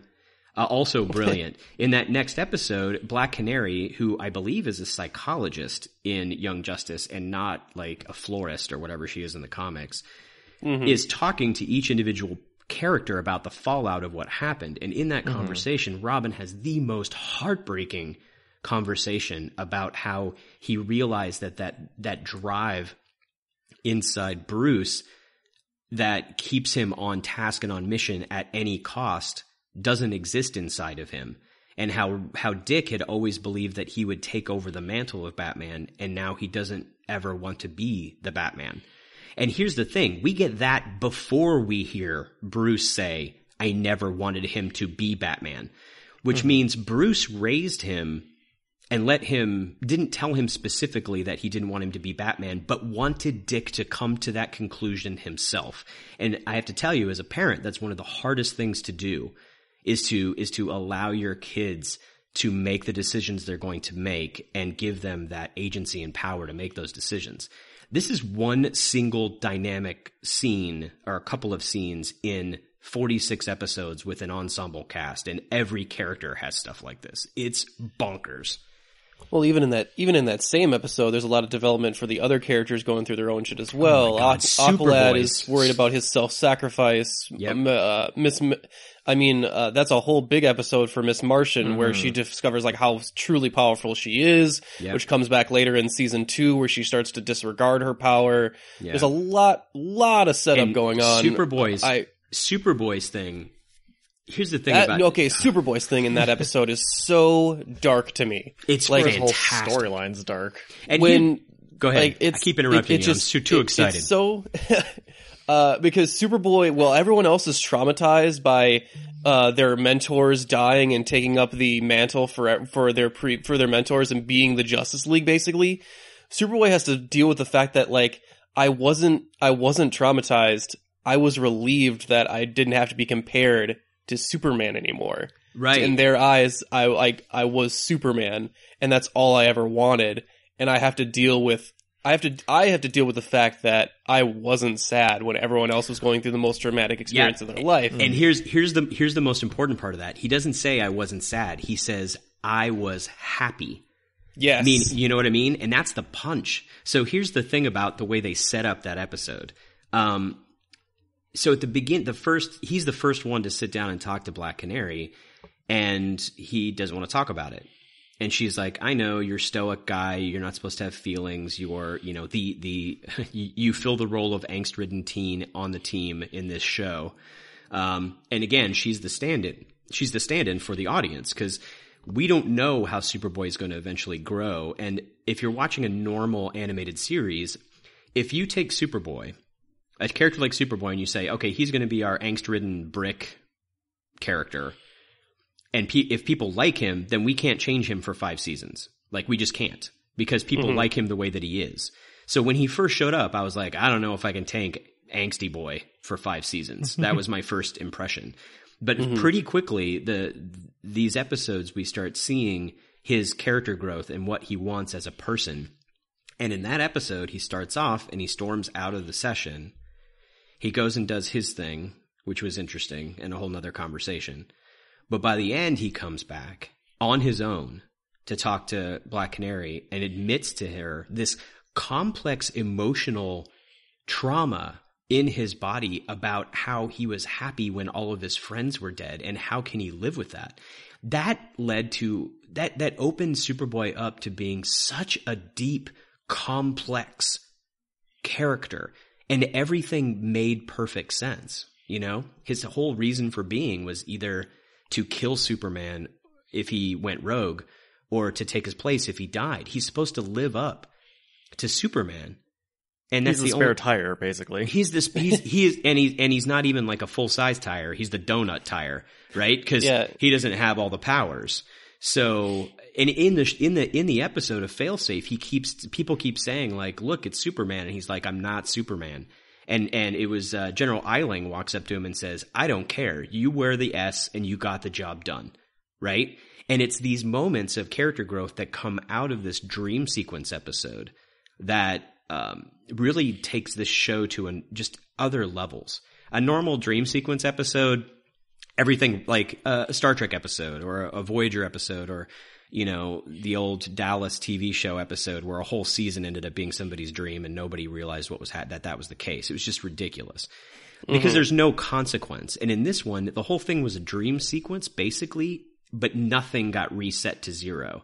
Everybody carried the trauma of that for the rest of the show, and it launched character growth for everyone, which is the way you do a dream sequence, right? Yeah, it's brilliant for character developments, for emotional fallout. Lot gets accomplished that episode to a point where they have to have an episode afterwards just to recover. Right. Like, there's like, okay, we put the audience through a lot that last episode. Let's have, we'll deal with the fallout of all the emotion, but let's have Superboy go on a fun little adventure with the New Genesis guys. Yeah.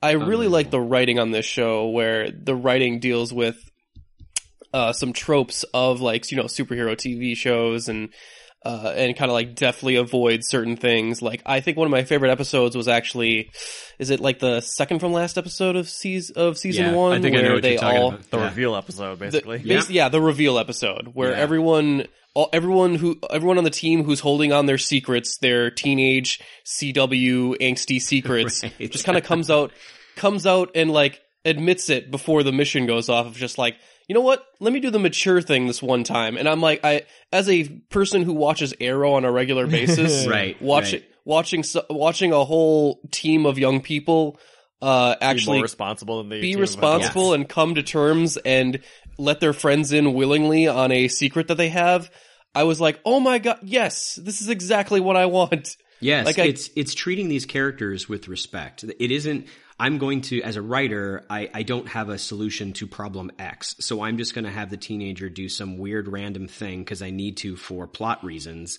Mm-hmm. And then when somebody asks me about it, I use one of two excuses or both. One, it's a superhero show where people fly. Why do you care about detail? Or two, they're teenagers. They just do random crap anyway. No one does random crap. Nope. They just don't do it. And when you're talking about teenagers, if you give me that answer as to why you're writing a young adult novel or why you're excusing a particular behavior, it's because you don't actually respect the character that's in the show.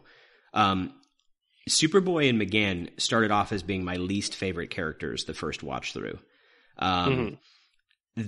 Miss Martian's story arc through both seasons is one of the most impressive and interesting things I've seen on television. It's crazy town. And particularly if you look at not just in front of the scene, like what we're watching, but what happened behind the scenes. The episode of Image in the first season, so Miss Martian's character is voiced by Danica McKellar, who was a teen child star back in the day, right? Mm-hmm. So she's playing a character who is the ultimate fangirl of a teen television show star. And she's voicing both the former television show star and herself in that episode. In addition, that episode was written by Nicole Dubuque, who was also a child TV star. She starred in the show Major Dad. So everything that you watch in that show, Greg Weisman is not just looking at like, what do we do with these characters? He's like, who are the best people to portray these parts? Who is the best person to write this? Right? Greg didn't say, I'm going to write it because I know better. He's like, no, Nicole. Nicole can put the tone and the dialogue and the appropriate interactions in this because she knows what that experience is like. That's a conscious creator. That's not just somebody throwing a bunch of DC characters into a blender and throwing them up on screen because it's tentpole characters and we need to make money, right?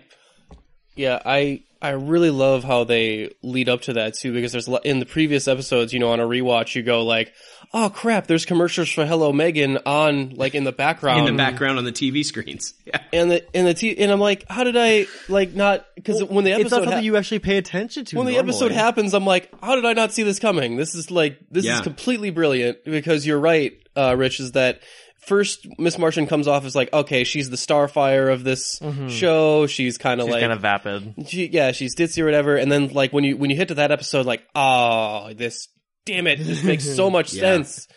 And then of course, you know what I love that moment is where the boyfriend comes in. It's like, oh, hey Connor, how's it going? And I love they cut to a Superboy's reaction, who's named himself Connor Kent on her suggestion, and I'm like, oh, he's just like. God damn it. Right. I'm named after a teen idol. I think right before that, cause it's Robin and Kid Flash and Connor, and they're all like shocked watching this show. And then Connor's like, maybe it's a coincidence. And then that's when the boyfriend from the show shows up. And then like, I don't know, Wally says something snarky. He's like, oh, right. Yeah. Total coincidence. Sure. Yeah. But then I admit this on the show too. The first time I was watching the first season, I was really watching it from this perspective of how normal shows are created. And I didn't like Miss Martian for a bunch of different reasons that I get into on the show. And my second season co-host, Emily, she just has a kind of it's just a brilliant and insightful opposing view, of Miss Martian from the very beginning that I love. But I can't give up the fact that I didn't like her. I didn't like Starfire and the original Teen Titans too, because they took a character from my childhood that was really influential on me as a strong female character. She was definitely there for the boy, the teenage, heterosexual boy fan service as well. Mm-hmm. But you got to watch this beautiful woman be this brilliant tactician and warrior and leader of people. And they put her in the Teen Titans show, and they pre-teamed her up, and she was ditzy, and she was all this stuff, and it bothered me. And I saw the same thing happening with Miss Martian. I didn't know Miss Martian from the comics because she's a relatively new character. But immediately I'm looking at this going like, seriously guys, you put one girl is in this show, and you can't do anything except for this weird like cliche of a 70s teen character. And then once they got to that episode where they reveal that she is literally creating her personality after a ditzy 70s, 80s teenage character on purpose and for deep and personal reasons, I thought that they had retconned what they were doing. I thought that they had heard people talking about how frustrated they were with Miss Martian, and they added that in as kind of a fix. Like we were talking about earlier about this idea of like, oh, let's go back and pretend we did this on purpose. And then you go rewatch it. And one of the episodes you're talking about is Downtime, where Artemis is in her apartment with her mom, and she's cleaning and fixing all her archery gear, and the TV's on in the background, and you hear the announcer say, up next, another episode of Hello, and then she turns the TV off because she starts talking to her mom. And the first time I watched that, no joke, jaw open, chill down my spine. And I was like, oh my God, what else is happening here? Like this show is, what is going on? And then of course I watched it a bunch of times and then had to start a podcast for therapy. So what else are you trying to tell me, Weissman? Let me know. I know, there's more in there. The thing that really gets me, and I have to ask him, this is so ridiculous, guys, but I'm unapologetic about it. It's all that matters. It's all that matters. There's one thing I cannot figure out, which is there is a book that they reference in both seasons of the show that we cannot figure out what is the reference for. In the first season, Robin and Artemis get caught. The only two non-powered heroes get caught being attacked and almost killed by these these robots that are relatives, quote unquote, of Red Tornado. Mm-hmm. And they escape from the library in the cave by pulling on a book that's called The Mysteries of Udolpho. And it's got a title on it. It wasn't just a blank book, right? So when something has a title on it, you're like, oh, that's there for a reason. So I looked it up and I'm like, I don't get it. It's some gothic horror. I don't understand what this has to do with. And then in second season, there's an episode where Megan and Connor have broken up. It's Connor's birthday. He's sitting on a bench by himself when Wendy Harris, which is one of their old high school friends, comes up and talks to him on the bench, and he's reading Mysteries of Adolfo. And so there's no reference in the show. I can't figure out what's going on. Like in the wiki, the guys at the team at the Young Justice wiki are incredible. They've got a ton of great stuff in there. They don't have anything in there. And so one of our listeners, actually one of our periodic editors, Richard Kreutz Landry, bought the book and read it and live tweeted reading the entire book on Twitter so that we could all know what was happening in this book. And there's a couple of things that it could be referencing. I don't know. I know Greg Weisman's like a Shakespeare fan, but I am dying to like, what is up with this book in the show? Yeah. So, I love that episode too of like just Robin getting to be a badass of like, hey, so they just took out like all the team members that actually have powers. You and me do not have powers. Like, and I love Robin just coming to her like, I have a power. It's called being a badass. Smoke bomb. Yeah. What he says to her is like, you just get the job done. Like you have to get the job done. We may die. Yeah, you're right. It just may happen, but this is the job, right? I mean, he literally just went like in the very first episode, he's standing next to Kid Flash and Aqualad going in a fight against Superboy, and he gets his butt handed to him and a rib broken, right? The whole time. But when you're watching it, you're realizing like, he's literally a 13-year-old, 14-year-old kid going in a fight against Superman, right? Like we didn't know at the time it wasn't, but he didn't have all the powers. But in Aqualad, Aqualad gets knocked out eventually, but he's right up there, like right in there. And Kid Flash has all of the powers that he has, and Robin goes toe to toe with him. And the other thing is the choreography in the show. Like Robin doesn't punch a lot of people in the show. Like he does he hits Shimmer once and a few other things. Robin fights smart. He doesn't fight brutally, right? And all of their fighting styles are so unique to who they are and what they do. Aqualad's bioelectricity combined with the control of water, that is a brilliant combo. And the writers and the choreographers of the show who do the show just use everything. Everything makes sense. Like the finale fight scene in season 1, I was sitting. I remember my wife was trying to work. She's laying in bed.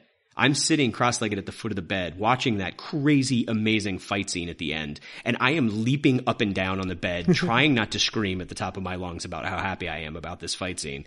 And she's like, "What are you doing?" And I'm like, "You don't understand." And I eventually got her to watch the show. She's never really read comics, and she got about, I think, 4 or 5 episodes in, the scene where Superboy and Superman are having a conversation. And Superman's, dressing down Superboy for misusing his powers or something.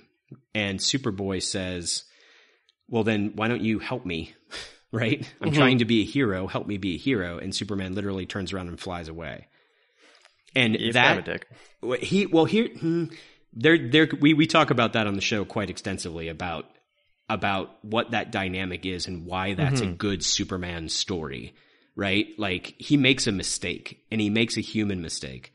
My friend of the show, Jeff Stormer, came on to talk about Superman, and I've been reading Superman since the 70s.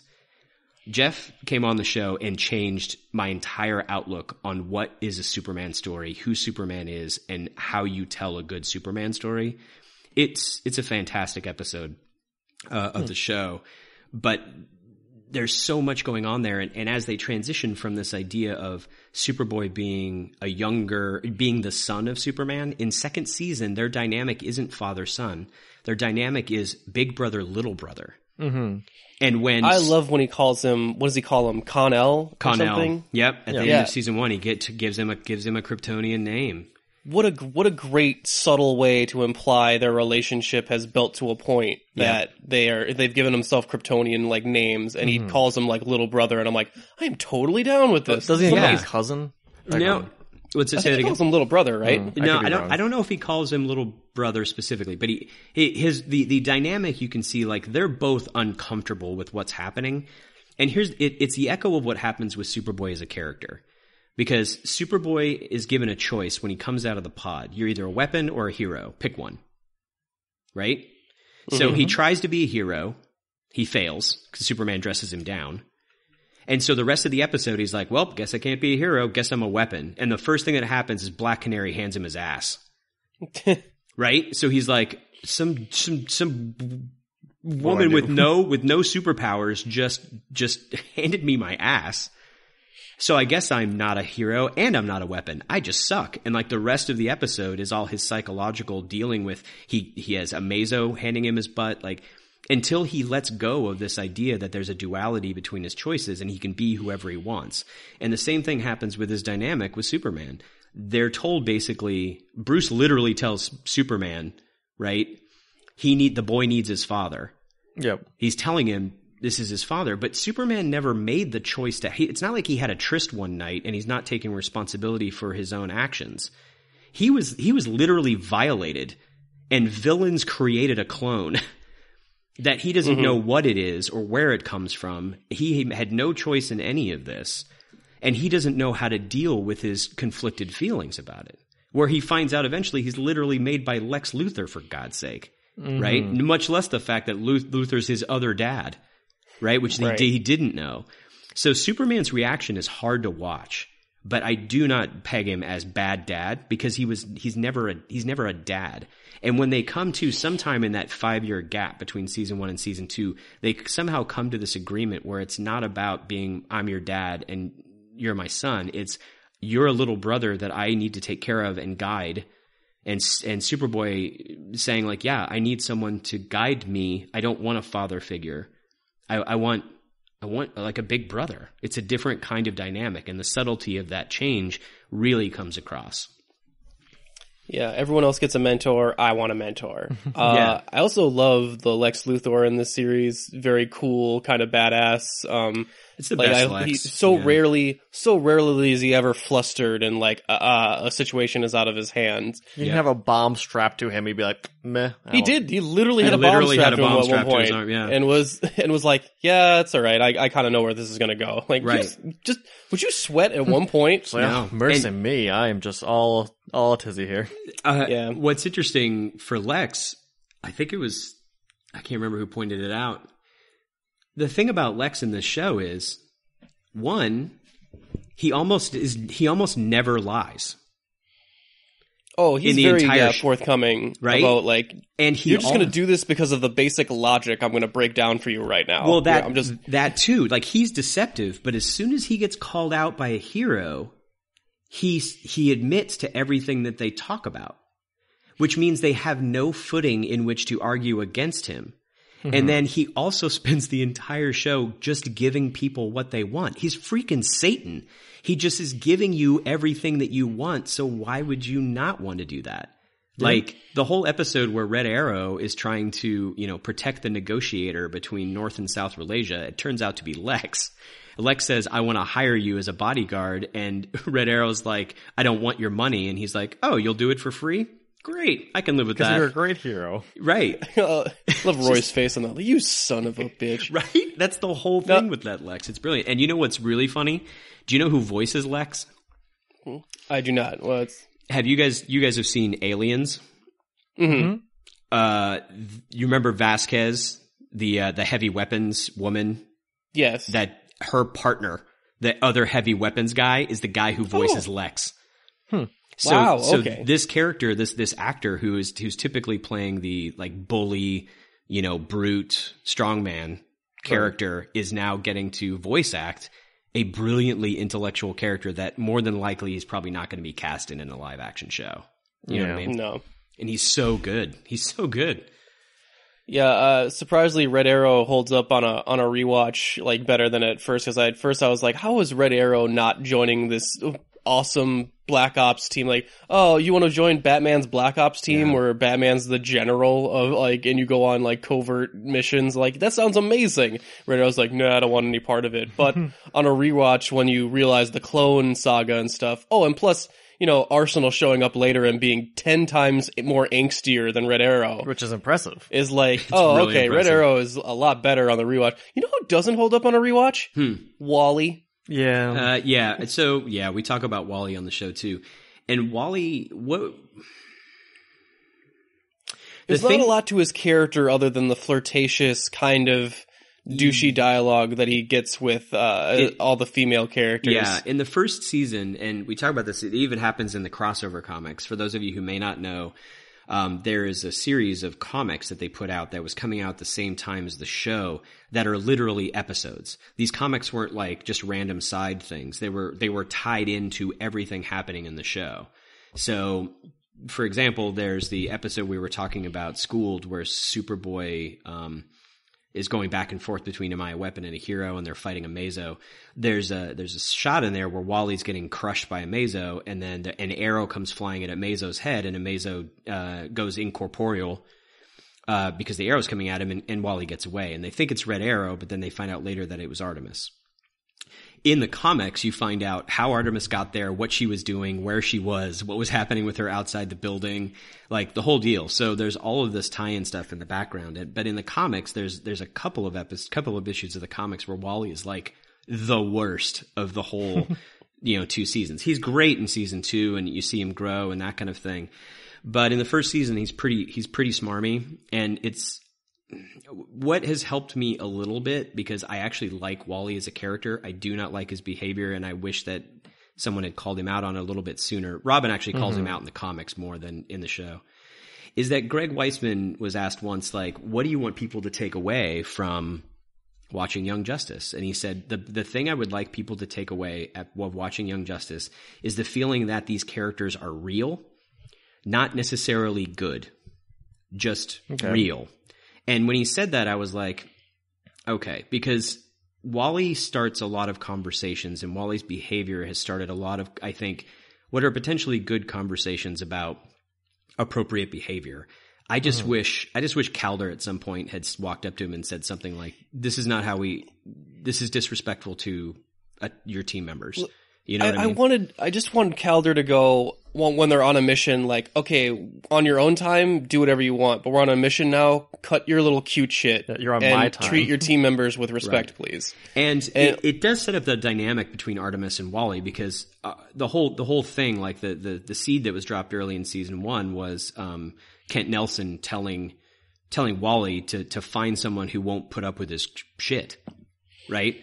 And as a partner. And the whole rest of the season, we're watching Artemis just calling him out left and right. Like, she will take none of his garbage. And in the end, it works out.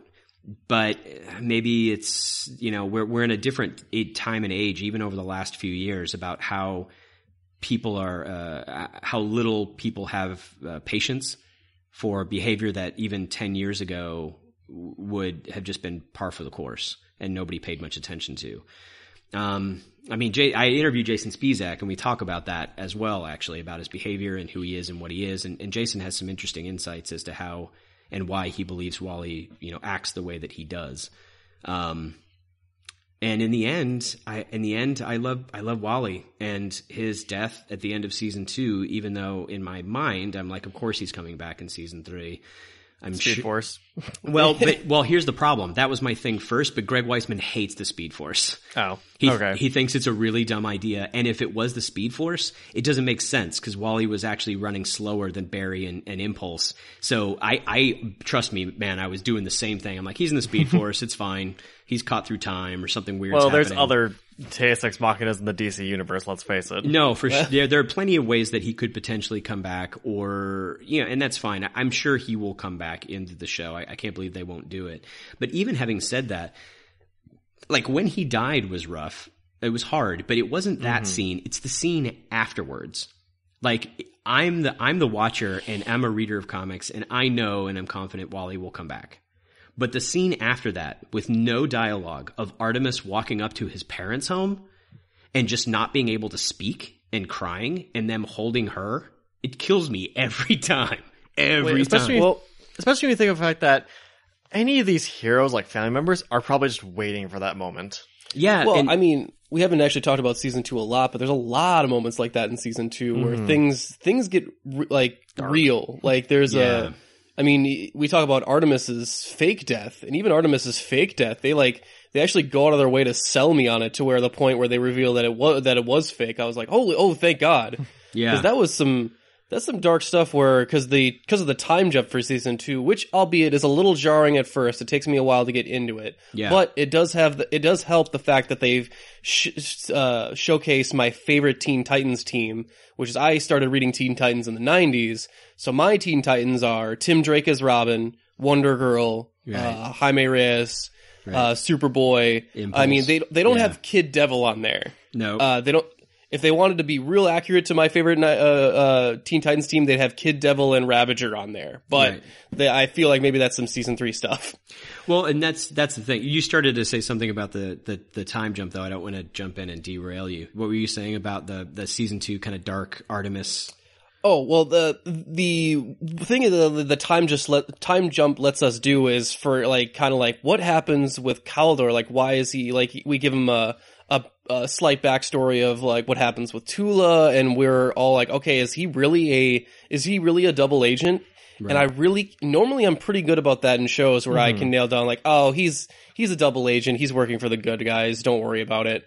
And in this one, I'm like, I really cannot give you a distinct answer whether or not he's a double agent. Well, there's even like the slight hint that like, hey, he could be a triple agent. You don't know. Well, if you were to tell me before the show comes out, hey, this new show is going to have Aqualad as the leader and not Robin, and you're going to be cool with that, I'd been like, that's ridiculous. If you were going to tell me that, in season 2, there's going to be a scene where you are deathly afraid of Kaldor as Aqualad, I'd be like, I would never be afraid of Aqualad. Right. But when he rises up out of that water with that look on his face, he's got like, this is a bad. You know what? Yeah. Can I fight someone like less scary? Can I fight Doomsday for a minute? Because that guy, the look on his face says not to be fucked with. Like Vandal Savage, you want to come over here tagging? I'll take. I don't want to.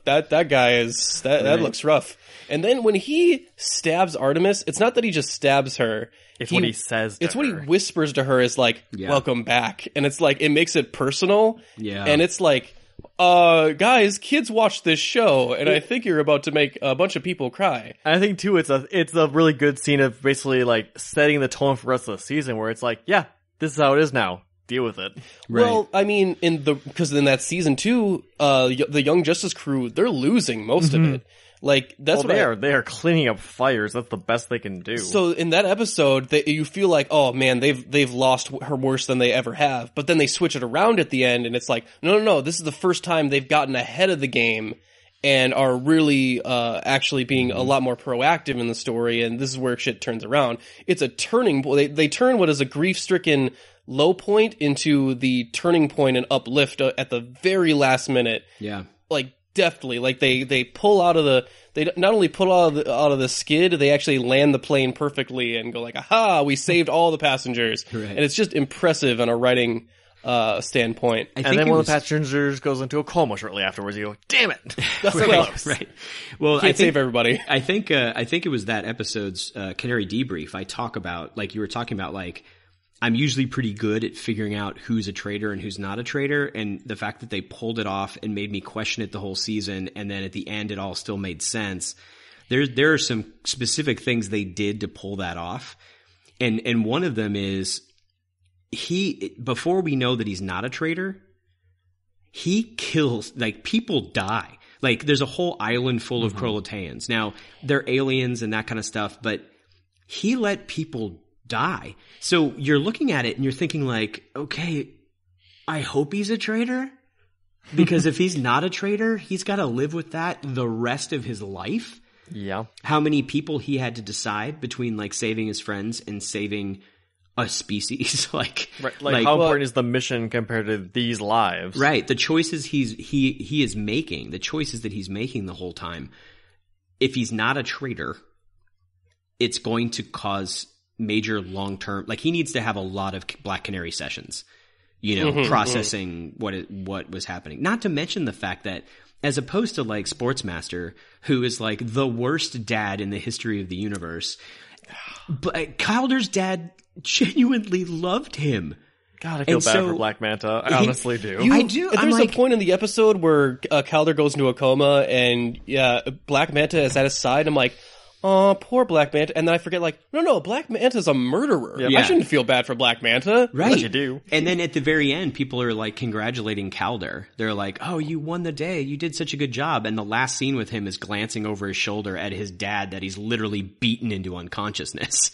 Right? It's just like, you know, and he says it right before that. He's like, I've seen the nobility in you. You don't have to do this. I know why you're doing this, and you do not have to, but you are, and I need to stop you. Right? And it's, so there's this, again, there's not that much black and white. Right? So DC's pretty well known for generally having black and white characters and, you know, good is good and evil is evil and we don't kill.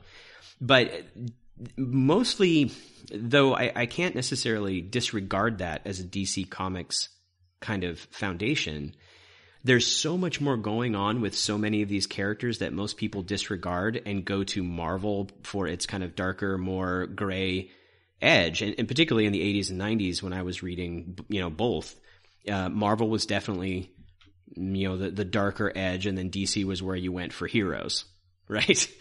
They were the heroic stories, and Marvel was the quote unquote real human stories. But there's nothing wrong with doing both. You can be heroic in the face of these horrible choices, and that's what Calder does this whole time. And I agree with you entirely about when Robin wasn't the leader. I was like, what? That is so weird. It did not sit right with me for a long time. Well, it took me a while to get over it. I'm surprised, being as huge a Dick Grayson fan as I am, in that one episode, which was Drop Zone, where they decide that he's going to be the leader. I'm like, this makes perfect sense. Like, Robin trained only with Batman. He wasn't trained to lead a bunch of people. He was trained to be one-on-one. He doesn't know how to communicate like a leader. And Calder was literally trained by a leader of armies and a nation. Like, he knows how to organize people like this. He had 2 years of military training in Atlantis when he was 12 to 14. Like, he of course he's the most logical leader of the group. And this is the thing that gets me when people are talking about movies and stuff, and like the DC, you know, the DCEU and stuff like that, and fans like myself critique the films and complain about certain things, and people say like, well, you just don't like it because it's not like the comics. And I'm like, well, then you're clearly not a comics reader, because the 40s Batman is not the 60s Batman, is not the 90s Batman, is not this Batman. Characters change all the time. Their history and storylines and things evolve. They have to. They're 80-plus-year-old characters, right? But when you do it, you have to do it by keeping the heart of the character true. They made Robin not the leader of the team by making him more Robin than I've seen in a long time. Like, that made perfect sense to me in so many ways, to the point where I couldn't argue with it. Like, to make him the leader would go against the character himself in this particular take of the show. The show makes the argument, gives a distinct reasoning, and then demonstrates that reasoning for you to see play out in the mission itself. Right. All while keeping Robin, the heart of Robin, alive and well and active the whole time. They didn't betray Robin to do this. It didn't feel like some writer was like, Robin's old hat. Everybody hates Robin. We'll do some other guy. You know, like, no. I mean, you can. No, you'd be hard-pressed to argue against Robin not being the leader. I can't argue against Calder. Like, I want him to be leader. And as you see him into the second season, Dick makes terrible choices in the second season. He makes terrible choices. He becomes the thing that he never wanted to be. He makes choices for the mission like Batman would. As opposed to, he even states a few times, like, mission comes first type of thing. Right, exactly. And by the end of season 2, you feel like he understands what he just did, and that he needs to take a break to figure out what he needs to do from now on. How he needs to be more him, you know? Crazy. And the writers, we're talking about this like these characters were real. And we're doing it because, in an ensemble cast, like you're saying, even shows that have, like, ostensibly, like, one main character, like Arrow or Flash, they have a team, but you don't see this much character development and growth in a show that has 1 or 2 characters, much less, like, first season, 6 main characters, 6+. Even Zatanna in the first season, who doesn't get a lot of screen time, has the most heartbreaking turn of events for her, and we don't see her in but a couple of episodes. Like, and it's crazy to me, like how much you can feel the love for DC and the universe and the characters coming across in the show. Yeah, it's very interesting that how popular the show is with a female fan base too, considering how long it takes for there to be, you know, more than 2 girls on the team. I hear you, and I do wish that they might have introduced the character. I'm glad they introduced Zatanna and that kind of thing. We actually have a listener who who pointed us to some articles that were very interesting. Where, I mean, we talk about the diversity and the representation in the show quite a bit, but mostly you're thinking about season 2. Because in season 1, you're right, you get McGann and you get Artemis eventually, both of them eventually. And they're both kind of extreme female character types. One is very like physically strong and kind of angsty, and really boy hungry kind of a thing, and the other one's kind of that extreme we're talking about with McGann, with the kind of the homebody and the, you know, baking and the, you know, this kind of stuff, wanting these old kind of tropes from, you know, 60s, 70s, even early 80s. And then you get Zatanna, who's just strong. Like, she's just a great character. And particularly since we see this, the character of Donna Troy noticeably missing. You were talking about your Teen Titans. My Teen Titans is from the 80s, you know, Wolfman and Perez era, where Wonder Girl, you know, Donna Troy is part of the team, and Starfire becomes part of the team at that time as well. So, and Raven is also part of the team. So we're not seeing Raven, we're not seeing Starfire, we're not seeing Starfire and Miss Martian. I can see kind of filling the same storytelling ideas. And we're not seeing Donna Troy. We know that Donna Troy is in the Young Justice universe because Greg Weisman has said she is. She's just Troya, the character she becomes later, and she kind of skips the Wonder Girl phase. So, and she's got a designation in the Zeta Beam transporters. You can see it on the YJ Wiki. There's a bunch of characters that show up on the YJ Wiki in the designations for the Zeta Beam transporters that never made it into the show, that we know show up in between seasons or were in the background. So we're hoping to really get more comics or flashbacks or that kind of stuff for that 5-year jump. So without having Donna Troy noticeably in the show, which was this balance, would have been a balance between a character like Miss Martian and a character like Artemis, you know, might have been a little bit more balancing on the male-female front. But you do get, particularly once you watch the first season in a whole, you realize how complex a character both of those characters are. Artemis and Miss Martian are complex, confused, growing up characters just like everybody else in the show, and they were written well that way. Yeah, also a lot, you know, we haven't talked much about the voice acting top notch the whole way through. I love the decisions of like making Nolan North both Superman and Superboy. That plays extremely well. Them being the clones and everything. Crispin Freeman does a great job as playing all the clones of Roy Harper. Like, it's interesting to see him run the gambit of different types of characters. Yeah. I love that Jaime Reyes's Scarab talks to him like in his own voice, I think. Yeah. Yep. Like, it's like, yep. but without the accent and much more. Right. Yeah. He does both of the voices. Yeah. And it's like, oh, I love that. Like, that always questioning, because you're talking to someone that's, you know, yourself. Like, how much is that kind of like, are you crazy? You go through like the IMDb page for this one, like there's very few actors that have a single credit to them on this show. Yeah. Well, you also get, like I was saying, Danica McKellar does not only Megan Morse, but she does Marie Logan, who is the character that she's modeling herself after, who's an adult. Carrie Payton, who does the voice of Aqualad, also did the voice of Black Manta in the first season. So you get this same kind of parallel with, you know, Superman, Superboy, you know, all of the Roys. Like, these things were all put together very early. And you're talking about all the clones of Roy. That includes James Harper, who is the Guardian in the very first episode. And at the very end, talk about things that were seeded.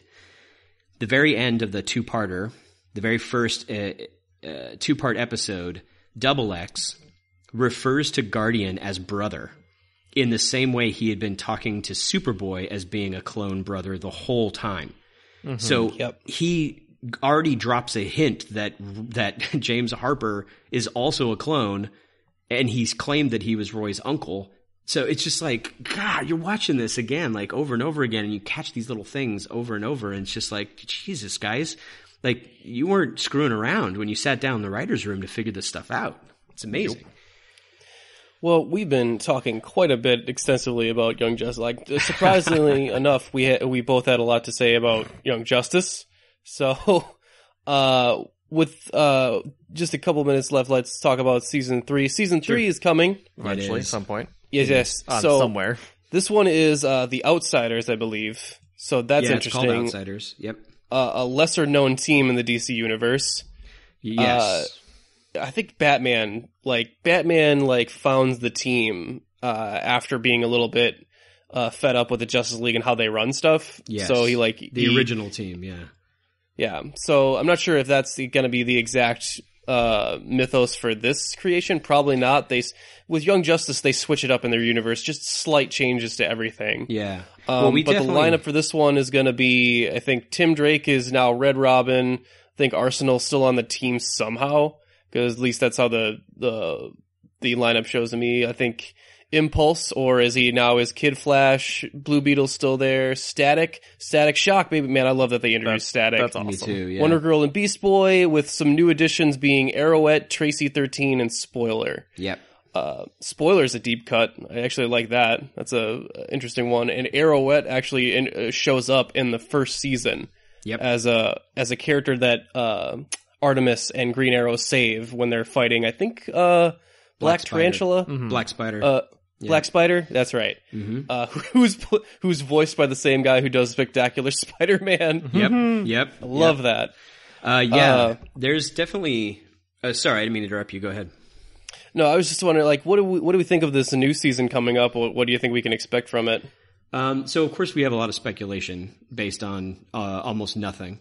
So here's the deal. So the original Outsiders was the comic Batman and the Outsiders, and you're spot on right. So Batman was having issues with Justice League, and went and found this other team that consisted of Halo, Black Lightning, Metamorpho, and Katana.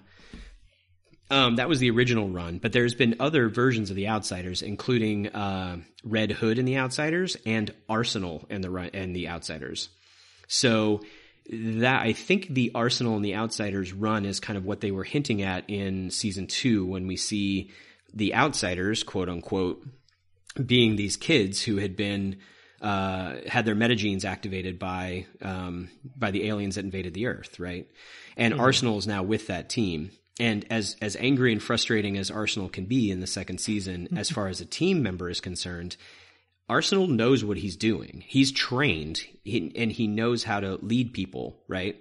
So this idea, the only thing we know about the third season is that it is about a galaxy-wide, basically arms race involving humans who now the aliens out in the galaxy know have this metagene quality that other alien races apparently don't. And the metagene quality that humans on, DC Comics Earth is that if some humans are exposed to an extreme dangerous environment, they will manifest an ability to, as a self-defense mechanism, that becomes a superpower. So, for example, Static Shock was exposed to high levels of electricity by the aliens, and he manifested the ability to control electricity and magnetism.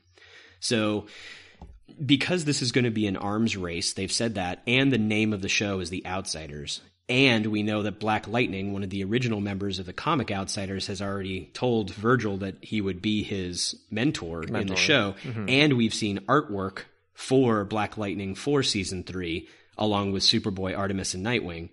We know that Black Lightning is going to play a bigger role in the show.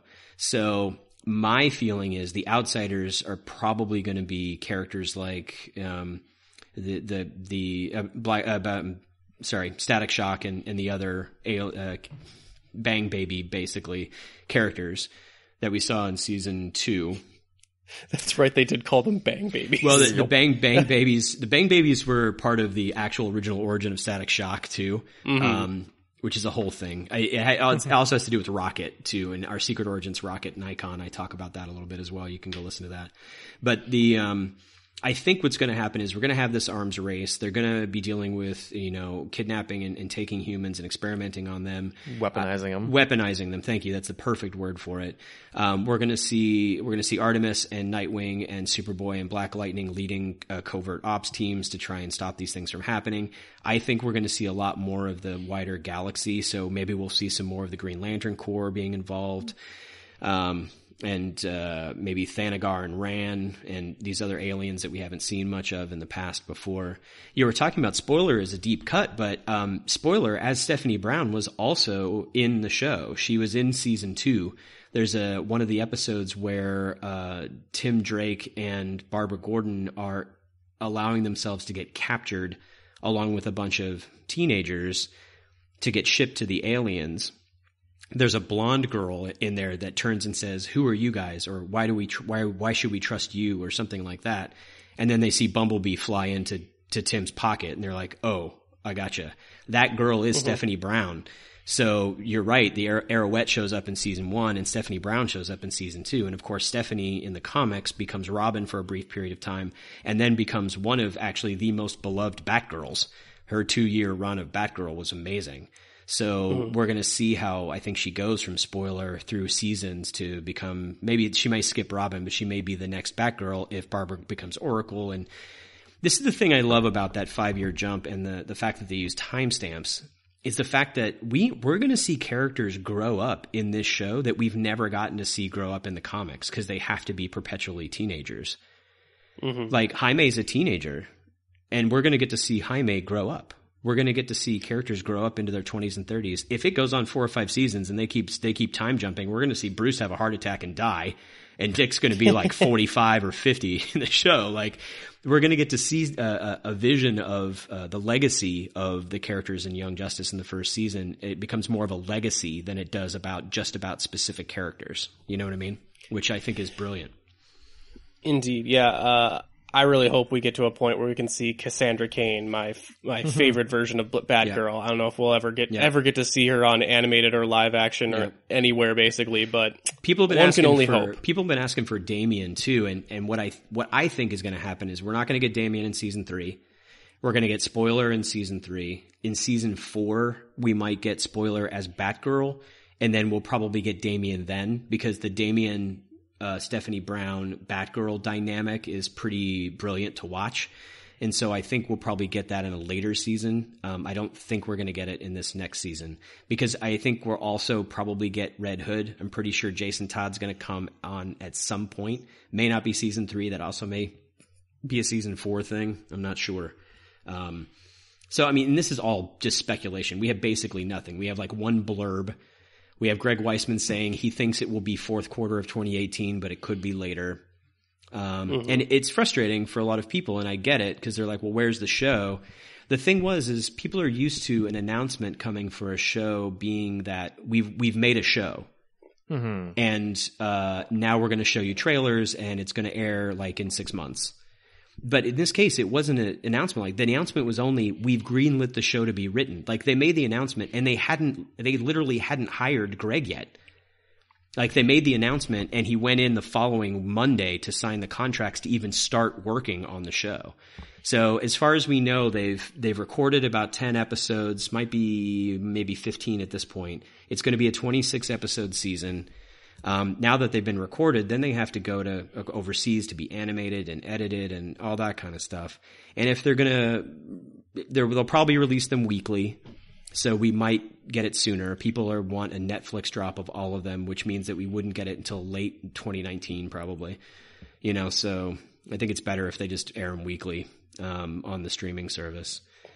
Well, I have a feeling that if it ends up on Netflix, I know exactly when it will drop. The same time everything else drops when we want to watch it in one bulk run. It's on Netflix. It won't be on Netflix. Netflix does not have the rights to it. That DC Comics Warner Brothers decided not to go with Netflix. Okay. They are creating their own streaming service that is also including a live action Titans show. You can go online. I don't remember the actor's name, but they've cast Dick. They've cast Raven. I think they've cast Starfire. Yeah, I think we've talked about it on the show a couple times. We've been keeping up with the Teen Titans live action show. That was Brendan Thwaites? Brendan Thwaites, the guy from Gods of Egypt. is playing Robin or whatever. I don't know. He looks good, but I don't know the actor, so we'll see. But they're going to air Young Justice as well as that live action show, and of course they have all of the largely incredible DC animated movie releases will also, I'm sure, be on the streaming service, and we'll see what else they pull over there. But I don't know. It could be great. The streaming service could be a train wreck. I'm withholding judgment until I see kind of what they end up doing with it. Well, we will have to see. Yeah. Thank you so much for talking with us for so long about Young Justice, Rich. Thank you for coming on. Yeah, Would you like to do the shameless plug section of the interview and just sure. and tell the people where they can find you and your content? Yeah, absolutely. So of course you can find Whelmed the Young Justice Files on your favorite podcatcher. Our website is crashingthemode.com. That's crashingthemode.com. If you've seen the second season of the show, you know what that means. You can find us on Twitter at the YJ Files. We're also on Facebook at Crashing the Mode. We also have our Tumblr, theyjfiles.tumblr.com. So you can find us on any of those locations if you want. I am also a game designer. I'm co-developing a game called Descent into Midnight right now. You can check that out at descentintomidnight.com. And then I am on any number of gaming-related podcasts, either actual play podcasts for a variety of role-playing games or giving role-playing game and storytelling advice on a variety of shows. So if you're interested in gaming and want to know a little bit more about that, just shoot me a message on Twitter, and I'd be happy to aim you at some stuff. All right, that sounds fantastic, guys. Please check it out. It's a fun show. I would definitely subscribe to it on iTunes if you get a chance. Maybe get it a 5-star review while you're on there. And hey, while you're doing that, our show's on there too. If you want to subscribe to the UGO podcast, give us a 5-star review. Come on, stay whelmed, guys. Stay whelmed with us. But we are going to sign off here. Thank you guys so much for listening. And until next time where we feel some more Aster, we're Unapologists Geek Out, and we're out.